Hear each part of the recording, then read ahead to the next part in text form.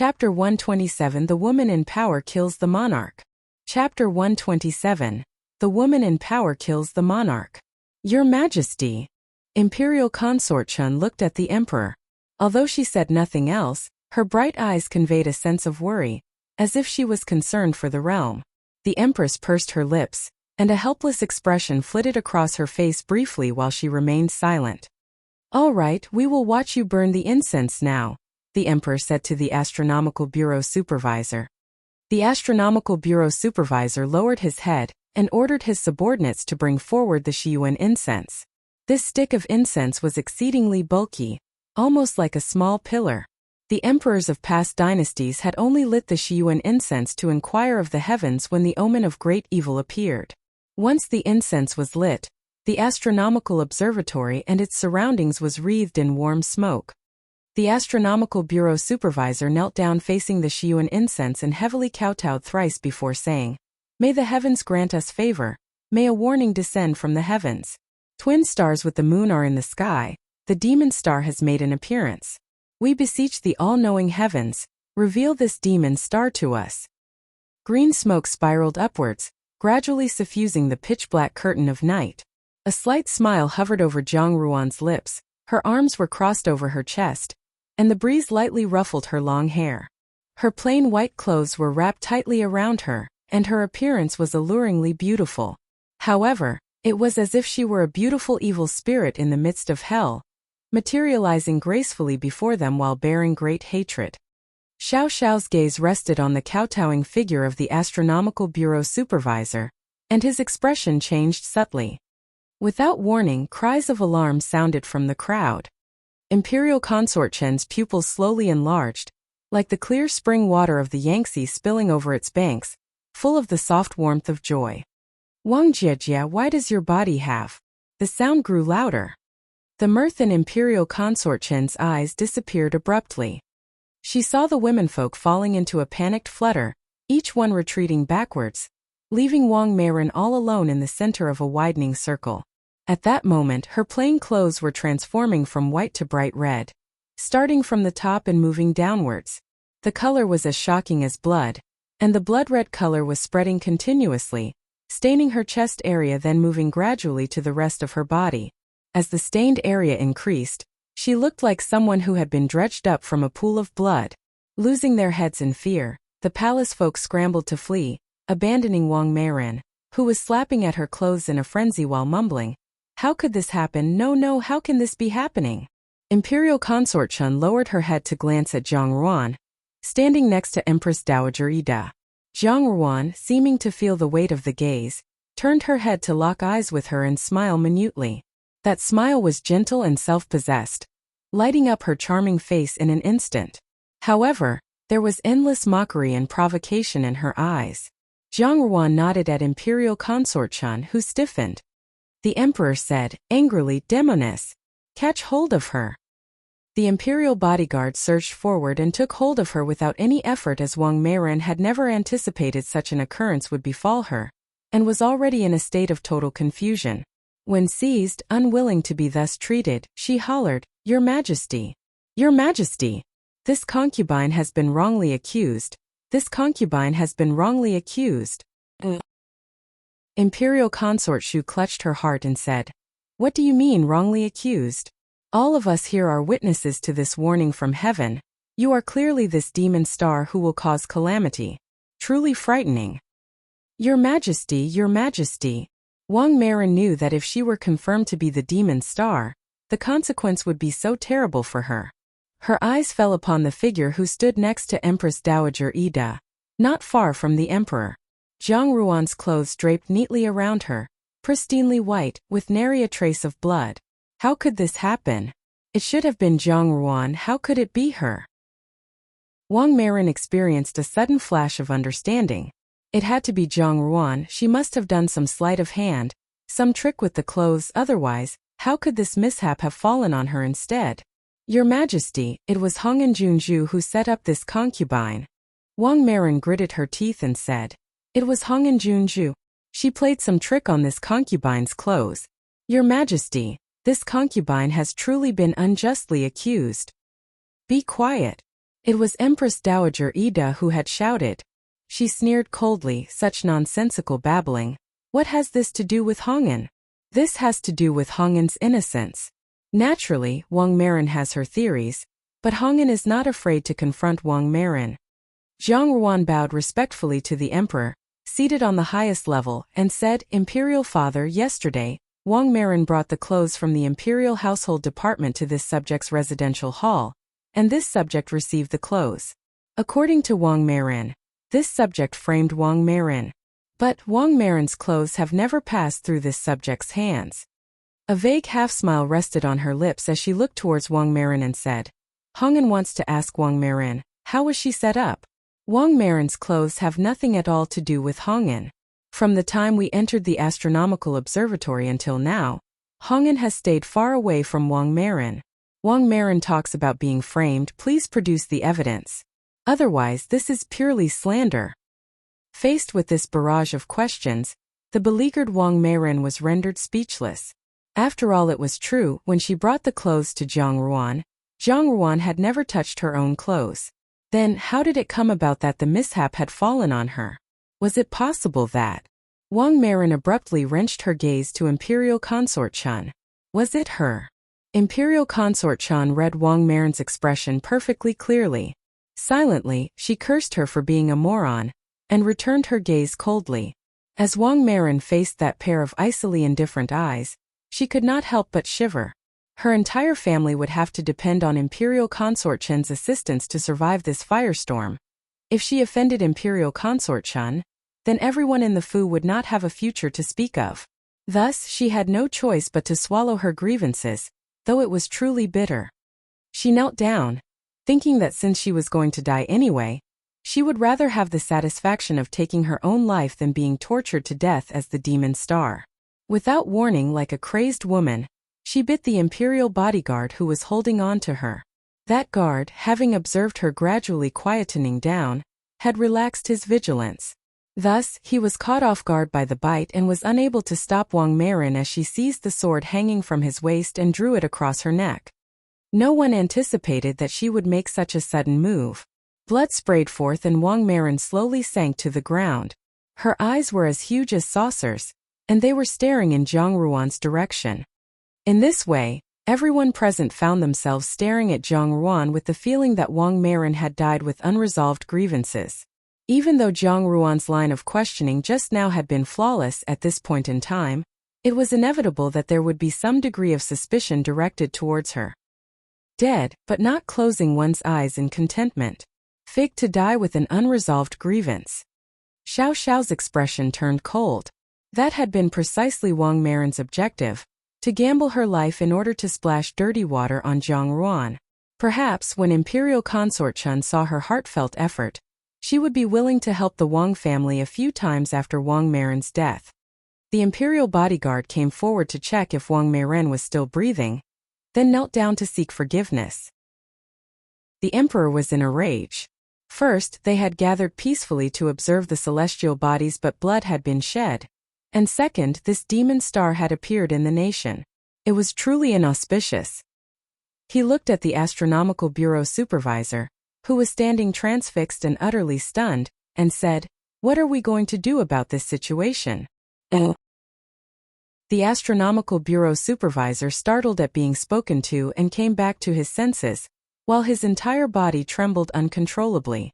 Today's events should not have turned out this way. From the time the so-called demon star had been revealed to be Wang Marin, the situation had spiraled out of control. He had never anticipated that something like this could happen, and had no idea how to bring about a satisfactory conclusion. However, the show had to go on, so he said in a tremulous voice, "To answer your Majesty's question, the demon star has already died. The heavens will indeed bestow good fortune on Great Jin and its people." The Emperor was evidently not pleased with this answer, so he directed his question to Huiju, who had been standing quietly to one side all this time. "What is the opinion of Grand Preceptor?" Huiju sighed, and an expression comprising both sorrow and pity crossed his face. He walked slowly to Wang Marin's body and stroked Wang Marin's eyes with both hands. When he removed his hands, those open yet unseeing eyes were finally shut. In silence, he closed his eyes and put his palms together, as if chanting an incantation for rebirth. It was only after he had finished the incantation that he bowed his head towards the body and intoned, Umitba. Imperial Consort Shu, however, did not like what she was seeing and cried out, although Grand Preceptor is merciful at heart, how could you pay respect to this demon star? This kind of demon star deserves no pity on death. Grand Preceptor said a rebirth incantation. Wouldn't that bring disaster to Great Jin? Shut your mouth. The emperor was incensed. He had always had great trust in Huiju, and naturally would not denounce Huiju's behavior. Huiju merely sighed before turning to face the emperor, bowing and saying, Your Majesty, this benefactor is not the demon star. What are you saying? The emperor queried urgently. The Astronomical Bureau supervisor on the ground could not stop his shoulders from quaking. From her seat, Imperial Consort Chen paused and lifted her eyes to look at Zhang Ruan. Zhang Ruan calmly stood next to Empress Dowager Ida. There was no change in her expression when she heard what Huiju said, as if she were deaf. Her gentle and guileless smile seemed to be carved onto her face, a chilling sight. Imperial Consort Chen's heart sank as she had a bad premonition. Huiju shook his head wordlessly and his sorrowful expression deepened. Before he could say anything, the screech of an owl resounded in the night sky. The astronomical observatory was always well looked after, with people appointed to sweep and tidy it daily, so how could there be an owl? Everyone was bewildered. Then they saw a black shadow flash across the sky. It was incredibly fast, and brushed the tops of the people's heads as it swept past. Even if there had been an archer at the astronomical observatory, he would not have been able to bring down that object. Ah! Imperial Consort Shu exclaimed. That black shadow had the form of some kind of bird, with something tightly clutched in its claws. When it reached Imperial Consort Chen's head, it released the object, which dropped into her lap, eliciting a fearful shriek from Imperial Consort Shu. There was a shift in the Empress expression, and she said, Hurry, protect Imperial Consort. The Imperial bodyguards rushed forward to remove the object. Imperial Consort Chen had indeed received a shock, but she had always had impeccable self-control. Thus, although some panic was visible on her face, she was still able to get a grip on herself, and did not create any embarrassing situations. When the Imperial bodyguard who had speared the object looked at what was on the end of his sword, he was shocked out of his skin. Rooted to the spot, he had no idea what to do. On viewing this scene, the surrounding people felt very curious, and craned their necks to get a clearer picture of what was going on. Imperial Consort Chen's heart was already in the pit of her stomach when she took in the Imperial bodyguard's expression, but after she had a good look at the object, the scene before her eyes blurred and she narrowly avoided fainting. The thing on the ground was still twitching. Its slender body was covered with scales and it was clearly a snake. Moreover, the snake's scales were a dusty gold, and there were 4 protuberances on the underside, as if legs were about to grow out. The golden dragon has appeared in this lifetime, someone muttered. T/N, the golden dragon symbolizes the emperor. Imperial Consort Chen hurriedly glanced at the emperor.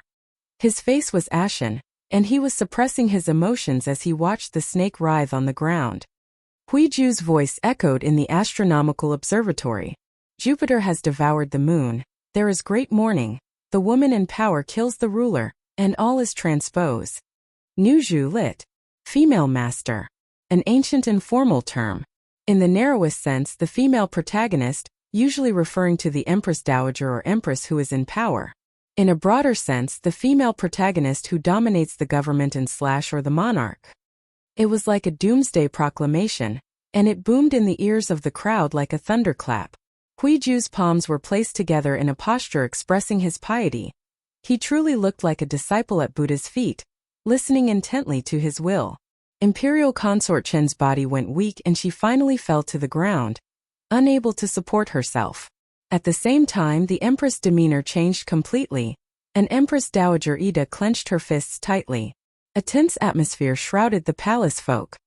Only on Zhang Ruan's face was there the faintest hint of a smile. The golden dragon had fallen on the Imperial Consort's body. The woman in power kills the ruler. If it could be said that the former occurrence was a lucky coincidence, Huiju's words stabbed deep into the hearts of everyone who had heard him.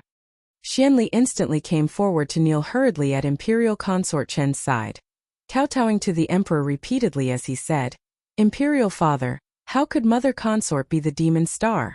Imperial Father, it must be some kind of mistake. Your son will vouch with his life that Mother Consort is not the demon star which will cause calamity for the nation." The emperor stood up and unhurriedly made his way to Imperial Consort Chen where she had fallen on the ground. Imperial Consort Chen did not beg for mercy, neither did she cry forth her grievances. She watched the emperor in total silence, with a trace of a tender smile playing on her lips. Tianju's eyes betrayed her momentary surprise, and she considered how different Imperial Consort Chen was from ordinary people. Any other Imperial consort would long have kicked up a big fuss. Moreover, unlike Wang Meiren, she did not try to put the blame on others, nor did she beg the emperor for mercy. She simply smiled as she usually did, yet that was enough to cause the emperor to hesitate, with some doubt in his heart. Sure enough, as the emperor looked at the woman before him, his face took on a rather conflicted expression. Within the palace, it was perhaps only Imperial Consort Chen who could make him feel as if he was visiting a warm, peaceful spot, somewhere amongst the distant, meandering waterways of the Yangtze.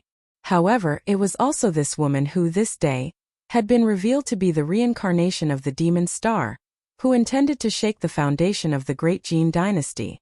However, the monarch must tend to the welfare of his kingdom above his own desires. The emperor had never tolerated soft-heartedness and leniency, and so after a split second, all trace of his previous hesitation was completely wiped off his face. Dispassionately, he pronounced, "Take Imperial Consort Chen to the Cold Palace." Lingong. Lit. Cold Palace. The place where a monarch would banish a wife or concubine who falls from favor. "Imperial Father," Xianli called out in great alarm, and was about to say more, when Imperial Consort Chen grasped his hand and shook her head. She said, "Royal son, heed your Imperial Father." For a brief moment, the emperor's eyes exposed how unbearable all this was, and he could not stop himself from breathing Imperial Consort Chen's personal name, Liener. Silently, Imperial Consort Chen prostrated herself, and her voice was as soft and gentle as before as she said, "If it is to serve Great Jin and benefit its power and influence in this small way, then the death of this concubine will not be in vain. If only the emperor and the people will live safe and sound, this concubine has no complaints." Such touching words, such devotion to righteousness as to be awe-inspiring. All the palace folk present were emotionally moved, and even Empress Dowager Ida sighed softly. Zhang Ruan raised her eyebrows. Imperial Consort Chen surely knew how to put on a show. Even now, there was no sign of panic in her expression. Was she that confident that Xianli would rescue her in the end? As if feeling the weight of someone's eyes on her, Zhang Ruan turned her head and met Xiao Xiao's gaze. Xiao Xiao pursed his lips and nodded imperceptibly once. Zhang Ruan nodded lightly. She had shown very little of herself in today's events, only said a few words from the rear. However, she had a whole new level of respect for Huiju. When all was said and done, if he were not so capable, he would hardly have climbed to his present position. These past years, she had indeed underestimated Huiju. In bitter anguish, the emperor waved his hand, and several imperial bodyguards came forward to take Imperial Consort Chen away. He was only banishing her to the Cold Palace, not demanding her life, but the emperor clearly still cherished this long-time love. However, the Cold Palace had always been intrinsically known as a place littered with piles of dead bones. Therefore, if one wanted to ensure secrets were kept, a person would be very easy to deal with there. What exactly the emperor's move meant, or what would the future hold, was yet to be known. As Imperial Consort Chen walked past Zhang Ruan, she paused, smiled and said, "Junju truly looks beautiful today." "Imperial Consort flatters me," Zhang Ruan said as she smiled lightly. The mockery in her eyes caused Imperial Consort Chen, who was maintaining a serene appearance, to give in to a moment of crazed madness, such that she was barely able to keep up her slight smile. Watching someone who considered herself to be clever caught in a net, how could one not smile beautifully? If only Junju could continue to always be so beautiful, Imperial Consort Chen said through gritted teeth. If only Imperial Consort could see that day, Zhang Ruan retorted, refusing to back down. Imperial Consort Chen's behavior caught Xian Li's attention.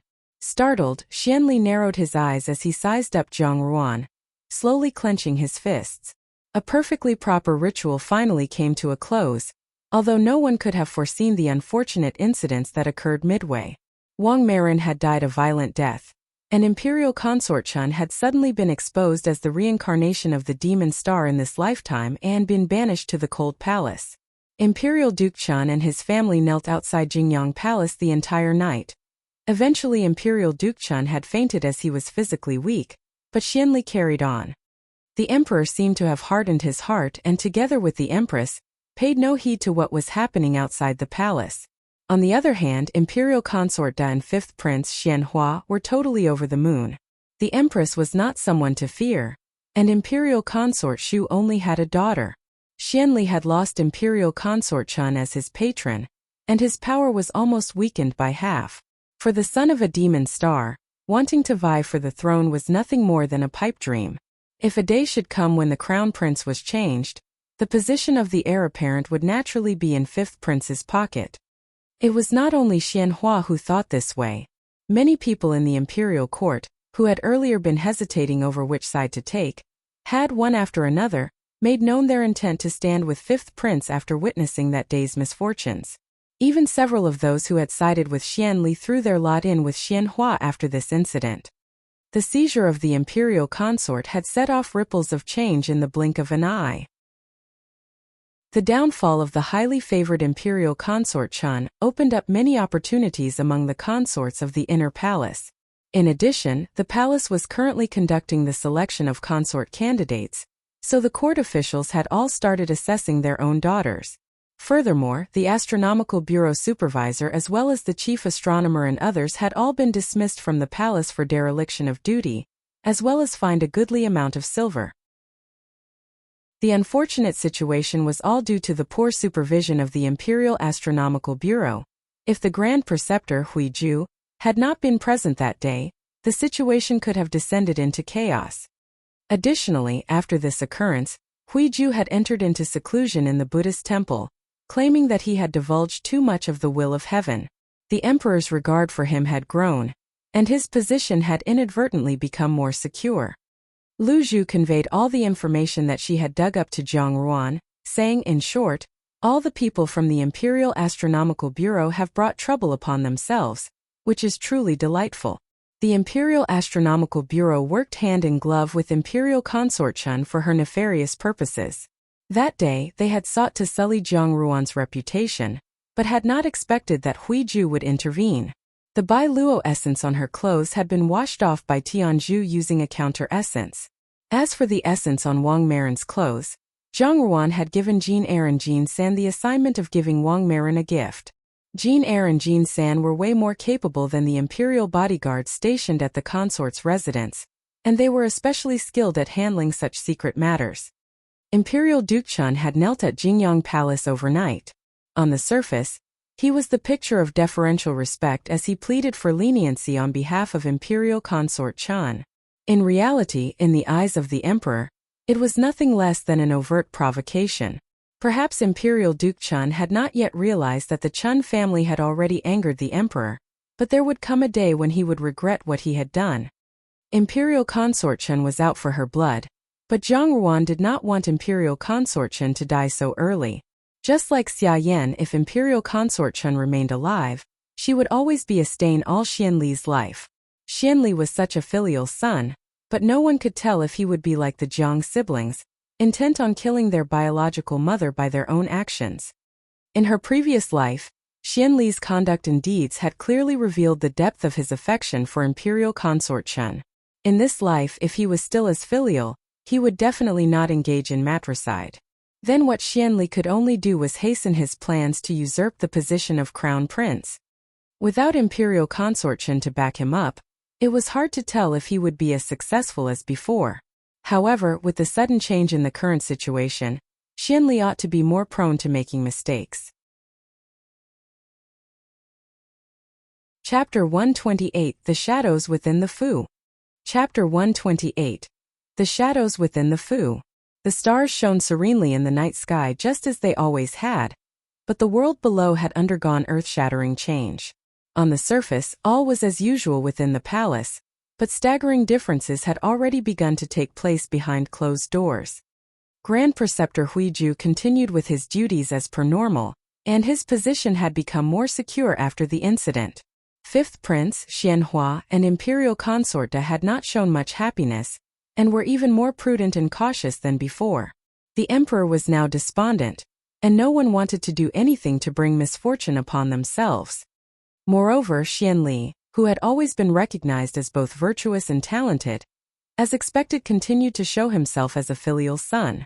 After prostrating himself in front of Jingyang Palace for 3 days and 3 nights, he had finally reached the limit of his physical strength and fainted. The emperor was fuming, and had Xianli sent back to his fu while forbidding him to enter the palace. Amidst all this upheaval in the palace, Zhang Ruan was calmly preparing to return to the Jiangfu. Zhang Li had died. If Imperial Consort Chun had not lost power, Zhang Li's death would undoubtedly have set off an even greater storm, but Imperial Consort Chun had been banished to the cold palace, and Zhang Li's death was merely a pebble thrown into a vast lake, scarcely setting off any ripples as it quietly sank to the bottom. Furthermore, any gossip stirred up among the common people due to Zhang Li's death had been overtaken by the rumors pertaining to Imperial Consort Chun being the demon star of national calamity. However, no matter what was said by outsiders, Zhang Li was still a daughter of the Jiang family. In her position as the eldest daughter, Zhang Ruan could not give any plausible reason for staying in the palace rather than hastening home to attend the funeral. The Jiang family did not say anything, but Second Yinyang seemed to have a nervous breakdown. Therefore, she had taken her own family members with her to raise a fuss at Longzhongfu, only to be treated harshly. The people of Longzhongfu simply said that daughters who had married out of the family were like spilt water, and that Zhang Li had been deflowered before the marital consummation. Second Yinyang was absolutely unable to speak her piece or seek further explanation.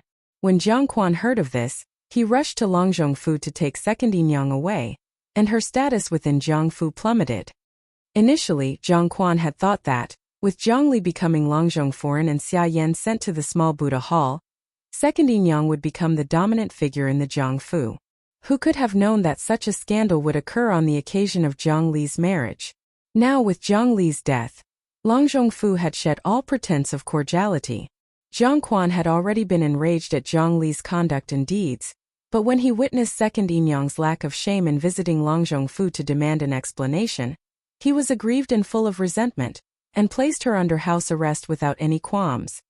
Due to the vicissitudes of fate, discounting First Yinyang, who had never cared about matters in the fu, the authority of the main wife, in the end, finally fell into the hands of Fifth Yinyang, Hong Ying. When Zhang Li died, Longzhongfu did not inform Jiangfu immediately. Thus, Zhang Li's funeral was held only 1 day after Zhang Ruan had returned to the fu. Since Zhang Li was viewed as belonging to Longzhongfu, they had handled all the funeral arrangements. With Zhang Li's death, it was inevitable that people would talk about Longzhongfu. A deflowered wife dying not long after entering the fu. If it had not been for Zhujiang's meritorious service, no matter how slight, no one would have found this believable. The Zhou family also seemed to have misgivings about this very issue, for no trace of negligence could be seen in Zhang Li's funeral arrangement. It was just that everyone who came to offer their condolences could clearly see Zhujiang's unhappiness. Zhujiang's reputation was in tatters, the person he relied on, Imperial Consort Chen, had fallen from grace, and Xianli would categorically never make use of him again so as to salvage his own reputation. Thus, Zhujiang's official career and prospects had died due to Zhang Li's scandal. Given all this, it was not surprising that his barely concealed anger was evident when he saw the Zhang family coming to offer their condolences.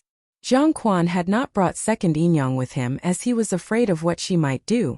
Zhang Ruan walked behind Jiang Quan towards the funeral hall, where they would burn incense before Zhang Li's memorial tablet. Dressed in his mourning clothes, Zhujiang eyed Zhang Ruan coldly.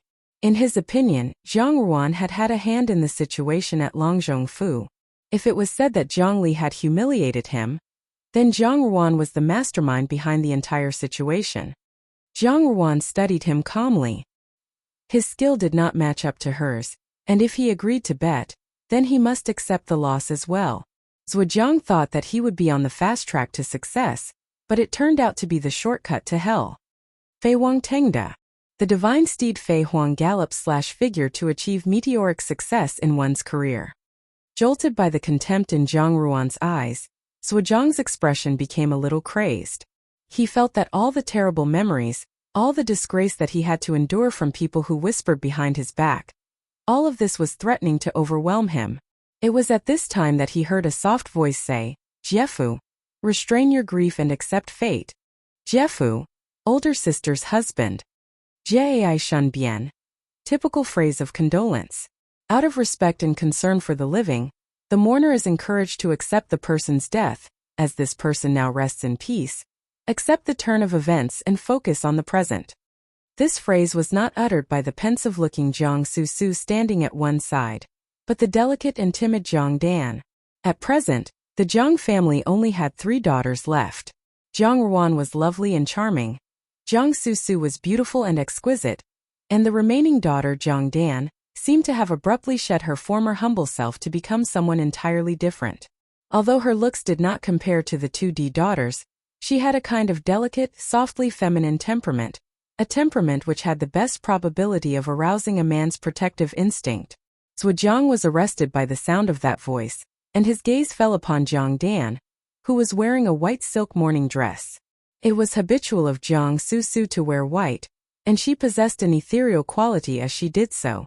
In contrast, Jiang Dan had a good personality, like a youthful yet beautiful next-door girl who was pure and lovable, as well as gentle and demure. It was only now that Zhujiang remembered. This slim and graceful young lady should have been the woman he was engaged to 3 years ago. At that time he had saved a life, and came away from it with a marriage arranged by fate. He had never dreamed that that marriage, by some strange combination of circumstances, would involve the wrong person. When Long Zhongfu and Jiang Fu came to an agreement for Jiang Li to be his bride, he could only agree tacitly. He had already made inquiries and discovered that Jiang Li's disposition was much worse than Jiang Dan's, so from the outset, he had not been entirely happy with Jiang Li. Then the scandal had occurred, and before she died, Jiang Li must have wanted to drag Long Zhongfu down with her. Whenever Zhujiang thought about all this, he was full of rage. Moreover, looking at Jiang Dan today, he could not stop his eyes from brightening as he thought about how this young lady before him ought to be his wife, and that his wife should be as gentle and virtuous as this young lady. The more he thought about this, the more he thought about Jiang Li's shameless and domineering nature, and the more aggrieved he felt. Jiang Dan seemed to be somewhat frightened by Zhujiang's pointed stare. She took 2 steps back and said, "Jiefu." Zhujiang suddenly came back to his senses. He lifted his eyes to meet Jing Quan's displeased gaze. Jiang Ruan was not looking at him, and Jiang Susu's expression showed her interest in what was happening, while Hong Ying was supporting old Jiang Madam. Zhujiang bowed his head and said dispassionately, "Thank you, fourth sister, for your condolences." The appellation fourth sister seemed laden with some inexplicable meaning. Jiang Ruan lowered her eyes, while her long eyelashes sketched out an unusually bewitching curve. The corners of her mouth lifted up in an unexpected smile. Tianzhu noticed this minute movement of Jiang Ruan's, and her expression changed. She regarded Jiang Dan and Zhujiang thoughtfully, and with an air of bewilderment. Perhaps due to the excessively awkward atmosphere hovering over them, they attracted the watchful attention of everyone else. Jiang Quan hurriedly said a few words before walking away. Old Jiang Madam appeared to have aged a decade overnight. They had lost one of the Jiang daughters for no good reason, and in such a dishonorable manner. The clean image that the Jiang family had built up over the decades had been completely shattered in just a few short years. Jiang Susu's expression betrayed more complex emotions. On one hand, she felt no small degree of schadenfreude at Jiang Li's misfortune, but her mishap had also implicated the reputation of the other Jiang daughters, and affected her own future marriage prospects. Thinking of how Xia Yan was at this time, still confined to the small Buddha hall, with Jiang Quan showing no intention of letting her out, Jiang Susu could not help the tinge of vexation and irritability rising in her heart. Looking once again at the pathetic Jiang Dan, who looked like a chrysanthemum bud about to bloom, Jiang Susu's tone took on a mocking note as she said, Fourth sister, just now third Meifu treated you with utmost concern. On thinking about it, this marriage destined by fate was originally between you and Meifu. Who would have thought that third sister would snatch it from you? Therefore, when we talk about this fated marriage, it should not have been so carelessly determined. Fourth sister, now that third sister has died of illness, perhaps the heavens are hinting that it is not too late.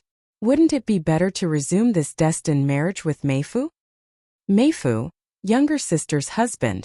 Jiang Susu is older than Jiang Li, so she would address Wujiang as Meifu while Jiang Dan, being younger, would address him as Jiefu.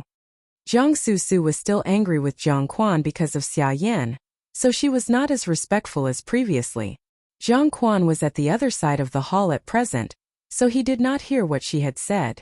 Even though Jiang Susu spoke so boldly, Jiang Dan merely smiled timidly and said, "Second sister, please don't tease Dan Yang." At such a tepid response, lacking in anger, Jiang Susu's eyes flashed briefly, while an irrepressible melancholy arose within her. Jiang Ruan had always been an expert in scheming, and she had the Empress Dowager and the Zhao family backing her up. Now, even Jiang Dan had become so difficult to handle. Jiang Susu felt her resentment and indignation grow by the second. Jiang Ruan had apparently not heard their conversation, and her uncaring and unconcerned attitude stirred Jiang Dan to glance at her several times. So this was how the offering of condolences at Longzhongfu went. Generally speaking, it passed without mishap, but in the midst of it, Zhujiang's eyes once again strayed to pass over Jiang Dan's figure. Although his manner appeared to be completely respectful, his intention was difficult to discern. Consequently, old Jiang Madam once again flew into a rage and heaped a torrent of verbal abuse on Jiang Quan, saying that if it had not been for Jiang Quan and second Yinyang creating such a big fuss, the Jiang family would never have fallen to such depths of becoming a laughingstock at present. Jiang Quan steeled his face in response, but his expression was so somber that one could almost see the gloom hanging over him like a cloud. Chendening Di Chu Shui Lai. Lit. The atmosphere is so submerged in gloom that one could squeeze water out of it. The courtyard where Jiang Fu's second Yinyang resided was now a desolate place. The flowers at the window had not been watered for a long time, and all of them seemed to have died overnight. Weeds grew everywhere. Second Yinyang had always paid particular attention to all these, and as she loved splendor and majesty, there had always been a multitude of jade, gold, and silver artifacts placed in the courtyard. Now it seemed as if the courtyard had been looted, for the shelves and racks were completely bereft. The ground was festooned with dust and cobwebs, and the air reeked of decay. The windows of the residence were all shut, as if those inside feared the smallest hint of sunlight. The curtains were closely drawn, and in the summer heat, emitted a damp stench. The person on the bed was curled up in a tight ball with her hands wrapped around her shoulders. Those elegant, almond-shaped phoenix eyes with their touch of arrogance were now bloodshot, and hysteria lurked within them. The maidservant moved the bowl of medicine in her hands closer to the figure and said softly, "Yinyang, you should take your medicine." Second Yinyang jumped up as if shocked out of her imagination, and grabbed the maidservant, muttering urgently, "No time to take medicine. Lear is being bullied in Longzhongfu. Damn that Zhou family, how dare they treat Lear like this? I must seek a proper explanation on Lear's behalf." That maidservant's arm was throbbing in second Yinyang's grip, but she dared not struggle free. Her eyes reddened and she said, cautiously, "Yinyang, third miss has already died. What nonsense is this?" Second Yinyang said as she slapped the maidservant across the face. "If I hear such disgraceful and disrespectful words again, I'll tear off your mouth and sell you to the lowest brothel." The maidservant tearfully held her face but said nothing out of fear. Out of the blue, second Yinyang then looked at her apologetically and said, "Yang Lu, I didn't mean to slap you.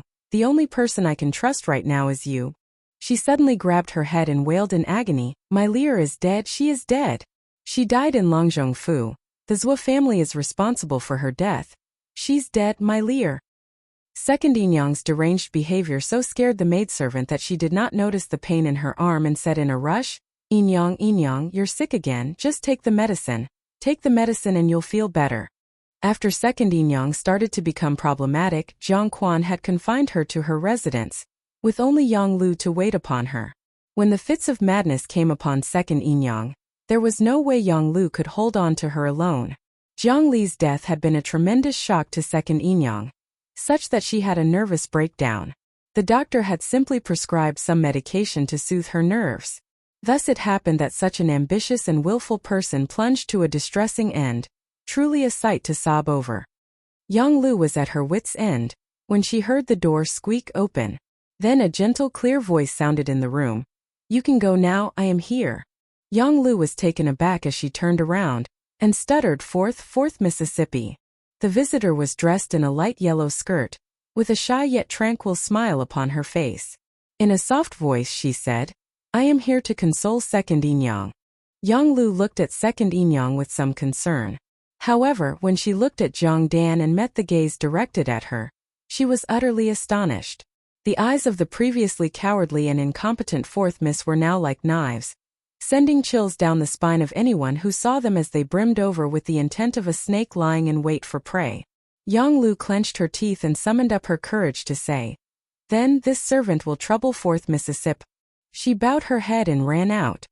Second Yinyang was still clutching her head and thrashing around in agony on the bed. Zhang Dan walked silently to her. After a long moment in which she seemed to enjoy the sight before her, she said, "So second Yinyang, what's the consequence of seizing someone's fated marriage?" Second Yinyang trembled all over, and her low wails became even more agonized. Zhang Dan took her time to say, "Second Yinyang is a clever person, and has always been ruthless, which is how you were able to move so swiftly and decisively to take Dan Yang's destined marriage away from her. What now? Are you trying to feign madness in order to evade suffering?" Second Yinyang finally raised her head and stared fiercely at Zhang Dan. "That should have been your fate. Lear died in your place, you evil jinxix. It was you who caused Lear's death. You changed place with my Lear." When she finished speaking, she made as if to spring up threateningly. However, she had been confined in the residence for a long time, and had become increasingly haggard in the past few days. With a slight twist, Zhang Dan easily escaped her. 6. Sabiexing. Lit. Broomstar. Bearer of ill luck / person with the evil eye / comet. Comets were often regarded as evil omens and are called broomstars because, when they move, their tails are shaped like a broom. Second Yinyang's words are very strange, Zhang Dan said laughingly. At that time, was it me who wanted to toss the marriage to second Yinyang? No, it was father and second Yinyang who thought of a way to snatch the marriage from Dan Yang's hands. Third sister might have been happy for a long time, but who knows why second Yinyang chose this marriage for her, which ultimately became the means of sending her off to the underworld. Zhang Dan sighed softly before continuing, "Truly a sin." Second Yinyang's body went soft and she collapsed on the ground. "You." She could not utter anything more than that because Zhang Dan had not spoken falsely. It was all because of her, because she wanted this marriage, because she was unwilling to allow Zhang Dan to achieve such a good marriage when both she and Zhang Li were Shu daughters.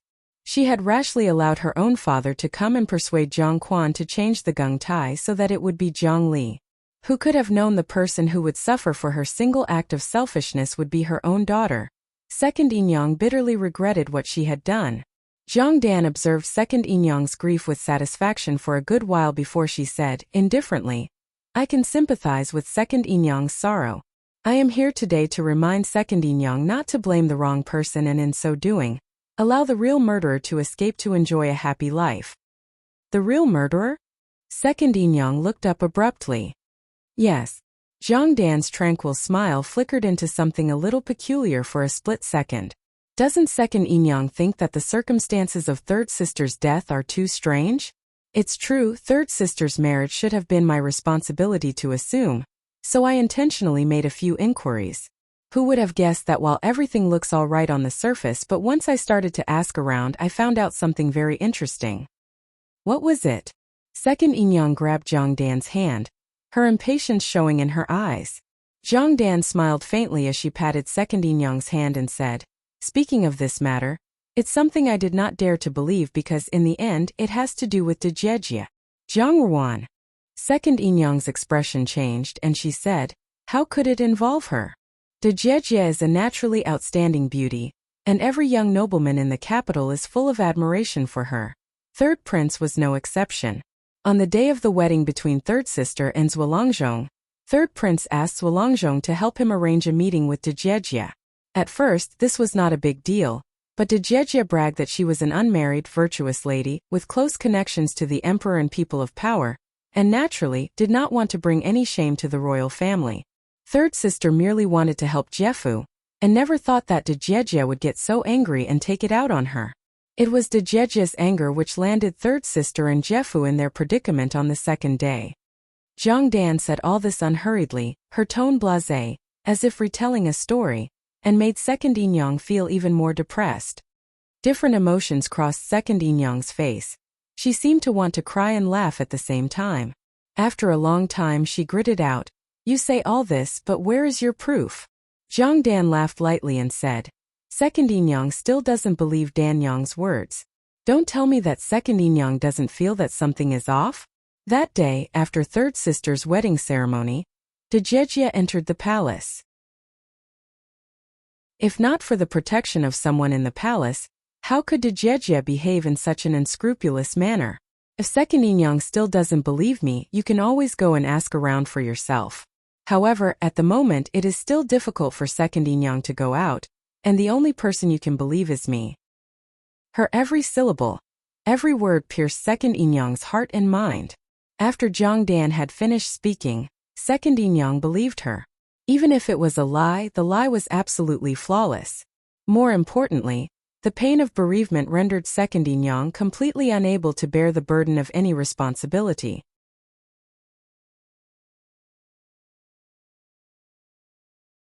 Chapter 129 Old Jiang Madam. Chapter 129 Old Jiang Madam. Jiang Ruan had been staying in the Fu for a few days. Then, this morning, for the very first time, she saw Second Yinyang. From the time when Zhang Li died and Second Yinyang had subsequently gone to Longzhong Fu to kick up a fuss, she had been confined to her residence by Jiang Quan. For her to be set free out of the blue was something which took everyone by surprise. What was even more astounding was that she seemed to have become an entirely different person. Docile and overly cautious, nothing at all like her previous bossy and domineering self. In fact, she was almost like First Yinyang. The Fu's servants were all a chatter, and they agreed Second Yinyang must have realized that, now that Zhang Li was dead, she would only be able to receive support if she lived out her days at Zhang Fu very cautiously. The present time was not like the old days. The gentle and virtuous Xia Yan, whose talent and reputation was widely known, and the bossy and domineering Second Yinyang, glamorous yet mean, had both lost all their power and influence. Now, the person holding the reins in the Fu was the one who had come from the brothel, Fifth Yinyang, Hong Ying. Moreover, Hong Ying was pregnant, so it was feared that big changes were in store for Jiang Fu. Previously, Jiang Ruan had met Second Yinyang once in the garden. While Second Yinyang had appeared perfectly respectful, there was something strange about her expression. When they returned to Ruanzhou, Lian Xiao opined, "Miss, something is odd about Second Yinyang because when she looked at you, it seemed as though she was angry." Jiang Ruan muttered to herself quietly before calling Lu Zhu and instructing her, "You go and ask around." Before Second Yinyang was released from her confinement, did she meet anyone? And recently, has there been anything of special note? Lu Zhu accepted her instructions and left. Jiang Ruan lowered her eyes. Second Yinyang had not looked at her with anger. She was more than familiar with that kind of expression. It was a bone-deep hatred, like a viper simply waiting for an opportunity to strike, a secretly concealed arrow nocked and ready to fly, reeking of the taste of conspiracy. She wanted to know just what Second Yinyang intended to do. Lu Zhu was Jiang Ruan's personal maidservant, and all the people in the Fu knew that Jiang Ruan valued her highly. Jiang Ruan was also now a Junzhu, so the Fu's people treated Lu Zhu with greater courtesy. It took no time at all for Lu Zhu to make inquiries and bring the information back. As it turned out, Zhang Dan had met with Second Yinyang once, and afterwards Second Yinyang had become very careful and extremely courteous in the Fu. Whenever she encountered Jiang Quan, she had been overly deferential, and she was also very generous towards the servants. Although Second Yinyang was from a well-to-do family, when all was said and done, she was a Shu daughter. Usually she was short-sighted like Zhang Li, and was unwilling to tip the servants. However, in recent days she had been remarkably open-handed. After Lu Zhu had finished her report, she said impatiently. Miss, what's going on with second Inyang? Tianju also felt that it was strange. She was accustomed to killing people, but was not used to the complicated twists and turns of life in a residence. Lian Xiao and Baiji had their suspicions. Lian Xiao said, Miss, you ought to be careful over the next few days. Second Inyang has always been arrogant. Her sudden humble and obsequious behavior is very odd. I know. Zhang Ruan stood up and said, since fourth sister is so warm-hearted, I might as well find something for her to do. She narrowed her eyes and her tone was icy as she called out, Jean San. The two secret guards appeared in the room out of nowhere, startling the maidservants. Zhang Ruan knew that the two of them had been lurking in concealment to watch over her ever since Xiao Xiao had sent them there. She said, Tianju is from the Fu, so it's not convenient for her to go out. The two of you go to Longzhong Fu. I have something I want you to help me with. Jean and Jean San exchanged glances and chorused, we obey Miss Command. While one could say that Jiang Fu was now cloaked in a gloomy shadow because of Jiang Li's death, then the collapse of the once bustling and lively Longzhong Fu was just as apparent. For the past few years, Zhang Quan's official career had been smooth sailing, but nowadays he seemed to suffer increasingly bad luck. At the same time, his relations with Xia Fu had become terribly estranged. Several of his children were giving him headaches, and the only outstanding ones were the two who had initially been the least favored in the Fu. Old Jiang Madam was already very weak, and she had suffered a serious illness due to Jiang Li's death. The doctor had come to examine her, and had tacitly let it be known that she was unlikely to survive the year. Her body was already old, and no amount of miraculous medicine would be of use. In some ways, old Jiang Madam was a sensible person and could clearly see that this massive Jiang Fu was soon to experience decline. Thus, her heart swelled with anxiety. To make matters worse, she knew that she was aging day by day, and was a very different person from the dignified and assessed old lady Zhang Ruan had met when she returned to Jiang Fu. On this day, Duan had obeyed old Jiang Madam's instruction to invite Zhang Ruan to visit Guilan Yuan. In recent days, she had been calling several of her granddaughters to visit her. Zhang Ruan had no grounds for declining old Jiang Madam's invitation. She brought Lian Xiao and Baiji with her, and as they made their way there, they met Jiang Dan, who was on her way back. When she saw Zhang Ruan, Jiang Dan stopped and smiled as she said, De Jejia. Fourth sister, Zhang Ruan said without emotion. Unlike before, when Jiang Dan would usually show an aggrieved expression when she was met with Zhang Ruan's cold demeanor, she looked to be in a very good mood as she asked, is De Jejia going to Zuma's residence? As Zhang Ruan nodded, Jiang Dan smilingly said, nowadays, Zumu really values De Jejia. De Jejia is truly the object of everyone's envy. Envy? Zhang Ruan smiled faintly and said, there is no need for fourth sister to be envious. In the future, the day will certainly come when fourth sister will be even more greatly valued than I am. Jiang Dan was stunned. Her eyes flashed, and she looked at Zhang Ruan once more with eyes laden with meaning. De Jejia likes to joke around. It's getting late, De Jejia had best go quickly. If I hold you up, Zumu will punish Dan Yang. Zhang Ruan nodded and took her leave. Jiang Dan stood and watched her retreating figure. Slowly, a small smile of elation grew on her face. In Guilan Yuan, Kai Kei and Duan stood on either side of old Jiang Madam, gently waving circular fans at just the right speed so that a gentle breeze could be felt. Old Jiang Madam looked to be at ease, something which was seldom seen.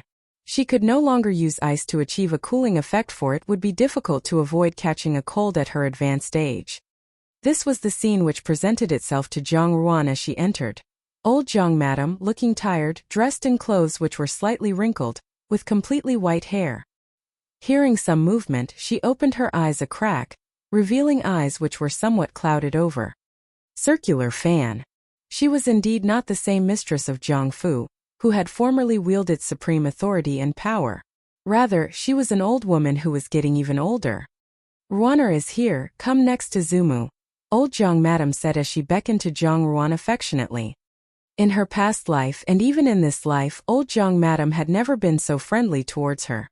Although old Jiang Madam had never made things difficult for her in her previous lifetime, she had tacitly acquiesced to some of the things Xia Yan and Zhang Quan had done. Where she was concerned, the glory of Jiangfu was more important than everything. What was the sacrifice of one Jiangruan as long as Jiangfu could become more prosperous with each passing day? In her previous life, old Jiang Madam had not made it through this year's winter. On thinking about it, it was about the time that she entered the palace in autumn, that old Jiang Madam's lingering illness rendered her unable to leave her sickbed. She wasted away continually until the close of the year, when she finally passed away. Even now, she had only a few months left. Jiahe 11 Chu. Lit. Fly on a crane to the western paradise/figure to pass away. Jiang Ruan obediently walked to sit in front of old Jiang Madam. Kai Kei poured her tea while old Jiang Madam patted her hand and said, "Ruaner, this is a new batch of passion fruit hawthorn tea. The palace consorts drink this all the time. You young ladies love sweet beverages, taste this." Jiang Ruan smiled slightly. She lifted the tea cup to her lips and moistened them with the tea before saying, "It's very sweet." Old Jiang Madam smiled contentedly and instructed Duwan, "Pack some for Ruaner and send it over." She turned her head to look at Jiang Ruan, her gaze as affectionate as a grandmother observing an obedient granddaughter. "Ruaner has grown up in the blink of an eye. Thinking back on the time when you were newly born, you were a wee little dumpling." Old Jiang Madam would not have mentioned this without reason. Jiang Ruan simply listened attentively, with a smile as old Jiang Madam continued, "Your mother was really unlucky. She died so early and abandoned the both of you. At that time, Xia Yan was so black-hearted and wronged you so grievously. These past few years, your father was too easily persuaded and caused you much unnecessary suffering. In all, Jiangfu has been unfair towards you." Urjin Ziruan. Lit. Soft ears credulous. Duwan had gone to pack the tea for Jiang Ruan, so only Kai Kei stood quietly to one side. Bai Ji and Lian Qiao's faces twitched slightly. Only Jiang Ruan remained motionless, as implacable as a mountain, and there was absolutely no change in her expression as she listened to old Jiang Madam's seemingly remorseful utterance. Seeing her like this, old Jiang Madam paused while feigning incomprehension. She pulled at Jiang Ruan's hand and said, "Thankfully, you and your brother have good fortune, and ever since you returned to the Fu your luck has been quite good." On thinking about it, all of Jiangfu's ancestors through the dynasties must have been blessing and protecting you from heaven. The corners of Jiang Ruan's mouth lifted up minutely. These words implied that everything the brother and sister pair had achieved would not have been possible without the favor of Jiangfu.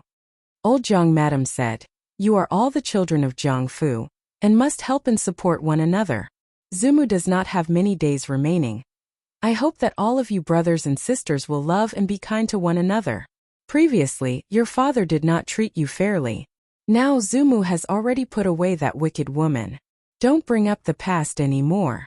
If the Jiang family does well, your reputation will also benefit in future, isn't that so?" She went on long-windedly. "Your Dage is now an official in the imperial court. He should assist his younger brother because the person you marry in future will still look at your Fu's circumstances, won't he? Zumu knows you are a good girl. Help your family members as much as you can on ordinary days, and you will have a correspondingly good future." Jiang Ruan looked down. After a brief moment, she raised her head and asked with a faint smile, "What does Zumu want me to do?" Old Jiang Madam was taken aback at her straightforward question.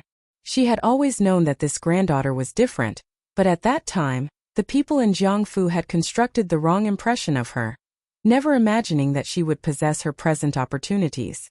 Old Jiang Madam knew that she had one foot in the grave and her days were limited. She could see that Jiangfu was declining day by day, which caused her great anxiety. All her hopes were now pinned on Jiang Ruan and Jiang Xing, but the two of them just had to have been on the receiving end of Jiang Quan's cold treatment, so it was inevitable that they harbored resentment. So she had invited Jiang Ruan here today in order to raise these issues, but she never imagined Jiang Ruan would bear such an attitude. A sense of gloom arose in old Jiang Madam's heart. Jiang Ruan presently possessed the position of Junju due to the Empress Dowager's bestowment, and the attitude of the General Fu's side was also providing food for thought. Looking at Jiang Ruan's detached expression, she felt powerless and indignant. In the end, she merely smiled and said, "Your second brother is not bad at handling matters.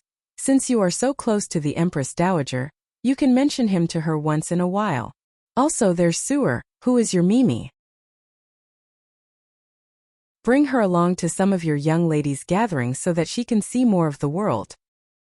She wanted to bring up Zhang Chao's situation, and as for Zhang Susu, she was at the age when she should be able to start to look for potential households. Probably because Zhang Susu had grown up before old Zhang Madam's eyes, she still held the affection a grandparent had for a grandchild. But Zhang Ruan smiled coolly and said, the inner palace does not interfere with the government, and the close relationship between the Empress Dowager and Ruanyang is by heaven's grace. How can Ruanyang dare to sway the Empress Dowager's thoughts?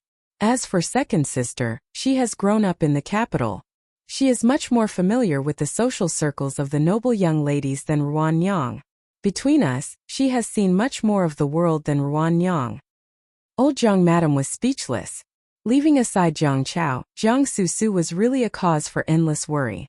Since the time of Xia Yan's incident, the people in the capital had not only made fun of Zhang Quan being cuckolded by the foremost talented woman in the capital, Zhang Susu had also been implicated, and treated accordingly. The young ladies whom she would usually call her friends had each kept their distance from her, and it had been a long time since any of the noble young ladies had invited her to go out. This being the case, there was no need to talk about future marriage prospects. Old Zhang Madam was extremely worried, which was why she had thought of asking Zhang Ruan to take Zhang Susu with her when she went out. She did not expect to be rebuffed by Zhang Ruan in this way. They are your siblings, and you are actually unwilling to lend them assistance? Old Zhang Madam said with some anger. Forgive Ruanyang for being truly useless.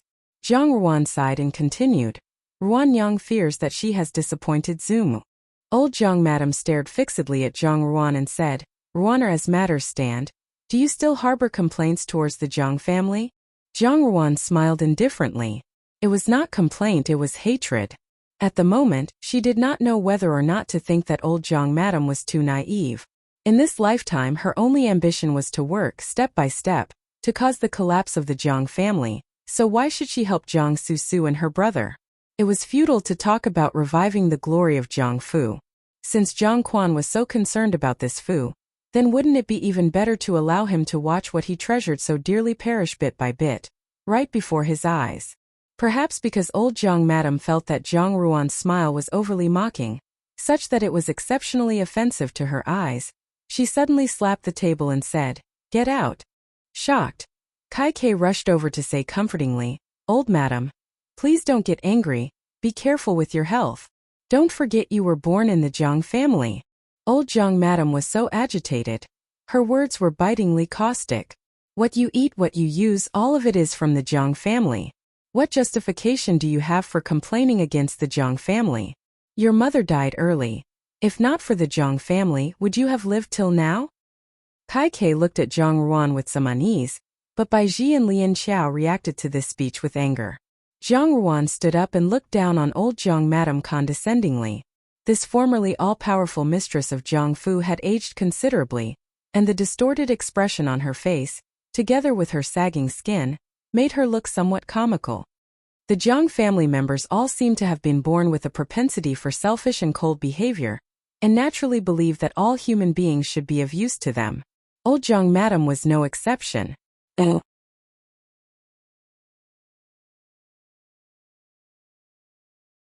What does fourth sister not understand? Zhang Ruan said coolly, Zumu has been murdered, and it seems that she has died without finding resolution. Mingmu. To close one's eyes/figure, to be contented at the time of one's death. Dying without closing one's eyes would signify having unresolved grievances. Zhang Dan's expression flickered minutely, and she looked at Zhang Ruan in great distress to say, Dejie, why did you murder Zumu? Zumu loved you so much. She even specially invited you to sit with her today. How could you harm her in this way? Fourth sister, do take care. A loose tongue causes a lot of trouble, Zhang Ruan reminded her. Does this Juanju's words not match up to the words of a coarse maidservant? From beginning to end, only Kai Kei claims that this Junju harmed Zumu. Fourth sister is this Juanju Shu Mimi, but you don't believe your own sister, and would rather put your trust in the words of a maidservant?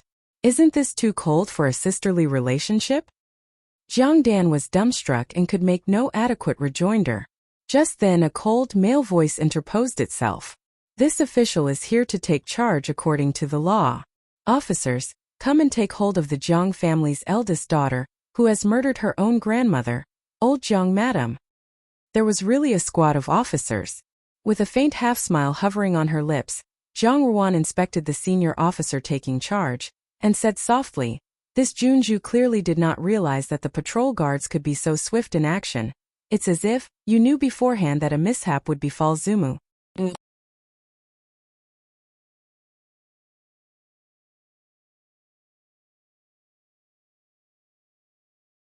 On thinking about it further, the largesse that Second Inyang had shown the Jiang Fu's servants over the past few days must have been to ensure that if she failed, she would not go down by herself.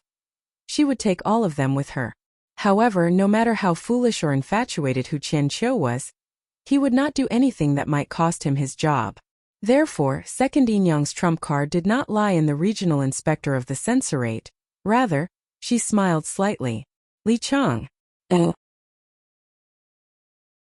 The information Lu Zhu received as she asked around was pretty clear. Second Inyang had recently been selling jewelry and precious stones. Hu Qianqiu would not need Second Inyang's jewelry. On the other hand, Second Inyang's nephew, the ignorant and incompetent Li Chang, had relied on his family to buy the position of a minor official. All day long, this privileged degenerate dallied with prostitutes and enjoyed a licentious lifestyle. It was said that he had lost a huge sum of silver at gambling a few days ago. Among all the people on earth, the gambling addict had the greatest nerve, especially a gambler who had racked up huge losses. Second Inyang had promised Li Chang a large sum of money. What did she want Li Chang to do? Night had already fallen, and the prison cell became damper and colder. This cell seemed to have been specially arranged, for there were no prisoners in the surrounding cells. All of them were deserted, except for hers. She was completely alone. Even the jailer had disappeared to goodness knows where. From a distance came the sound of footsteps, and a party of people walked in, led by someone clad in rough-spun hemp clothes. On seeing Jiang Ruan, he could not help but give a little start before he narrowed his eyes and said, "Juanju's courage is truly great, and cause for admiration." It was Li Chang.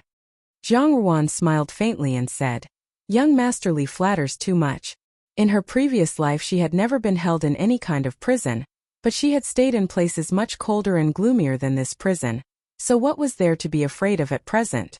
Li Chang's eyes flashed briefly. Junju actually knows this person. That is truly surprising. Jiang Ruan contemplated the people standing behind Li Chang.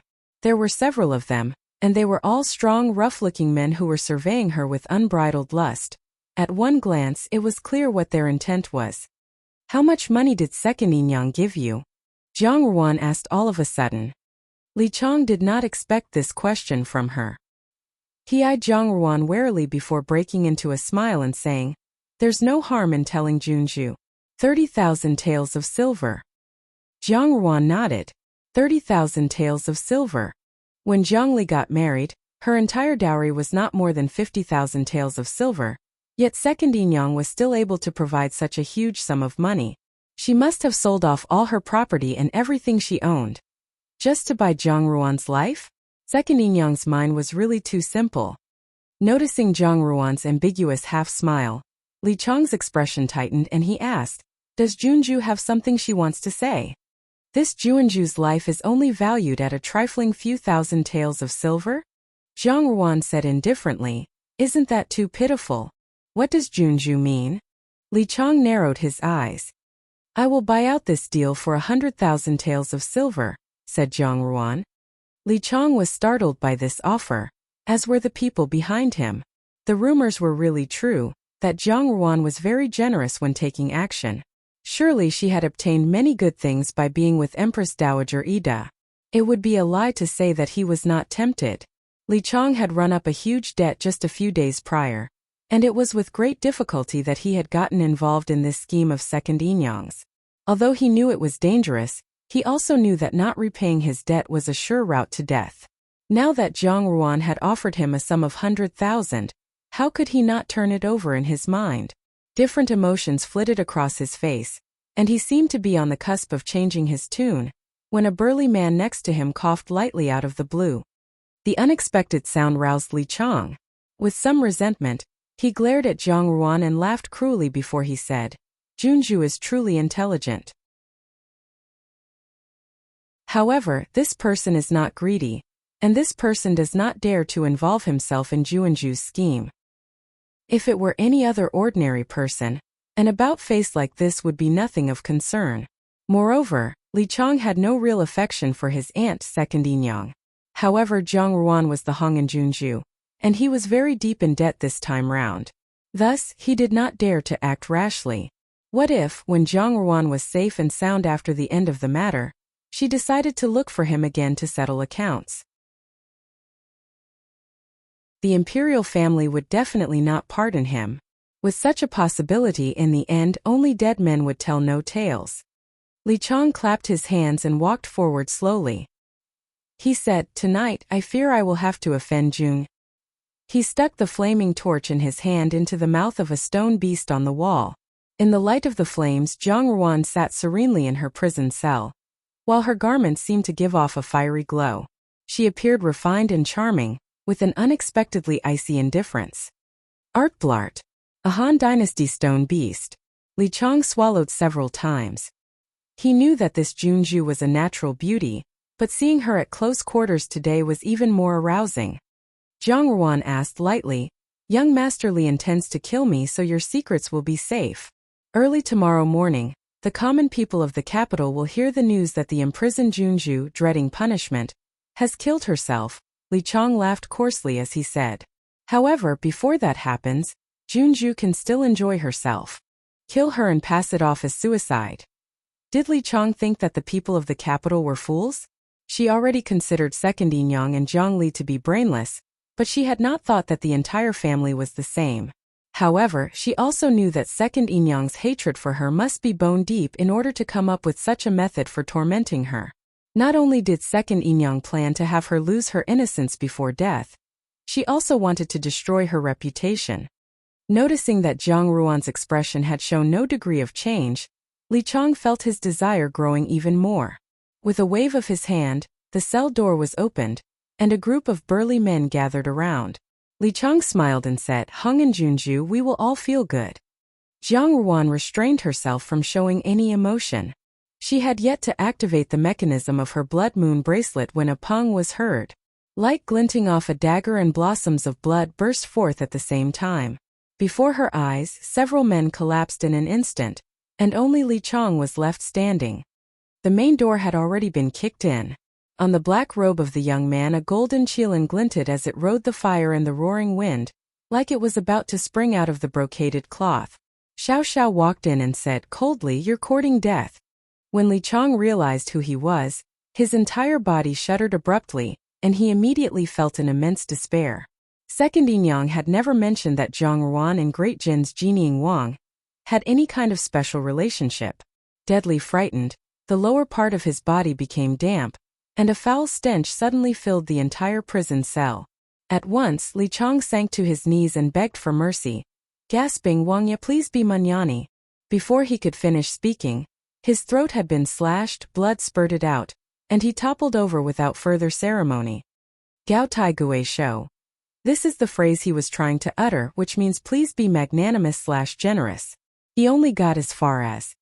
Devoid of expression, Xiao Xiao put away his dagger and strode forward.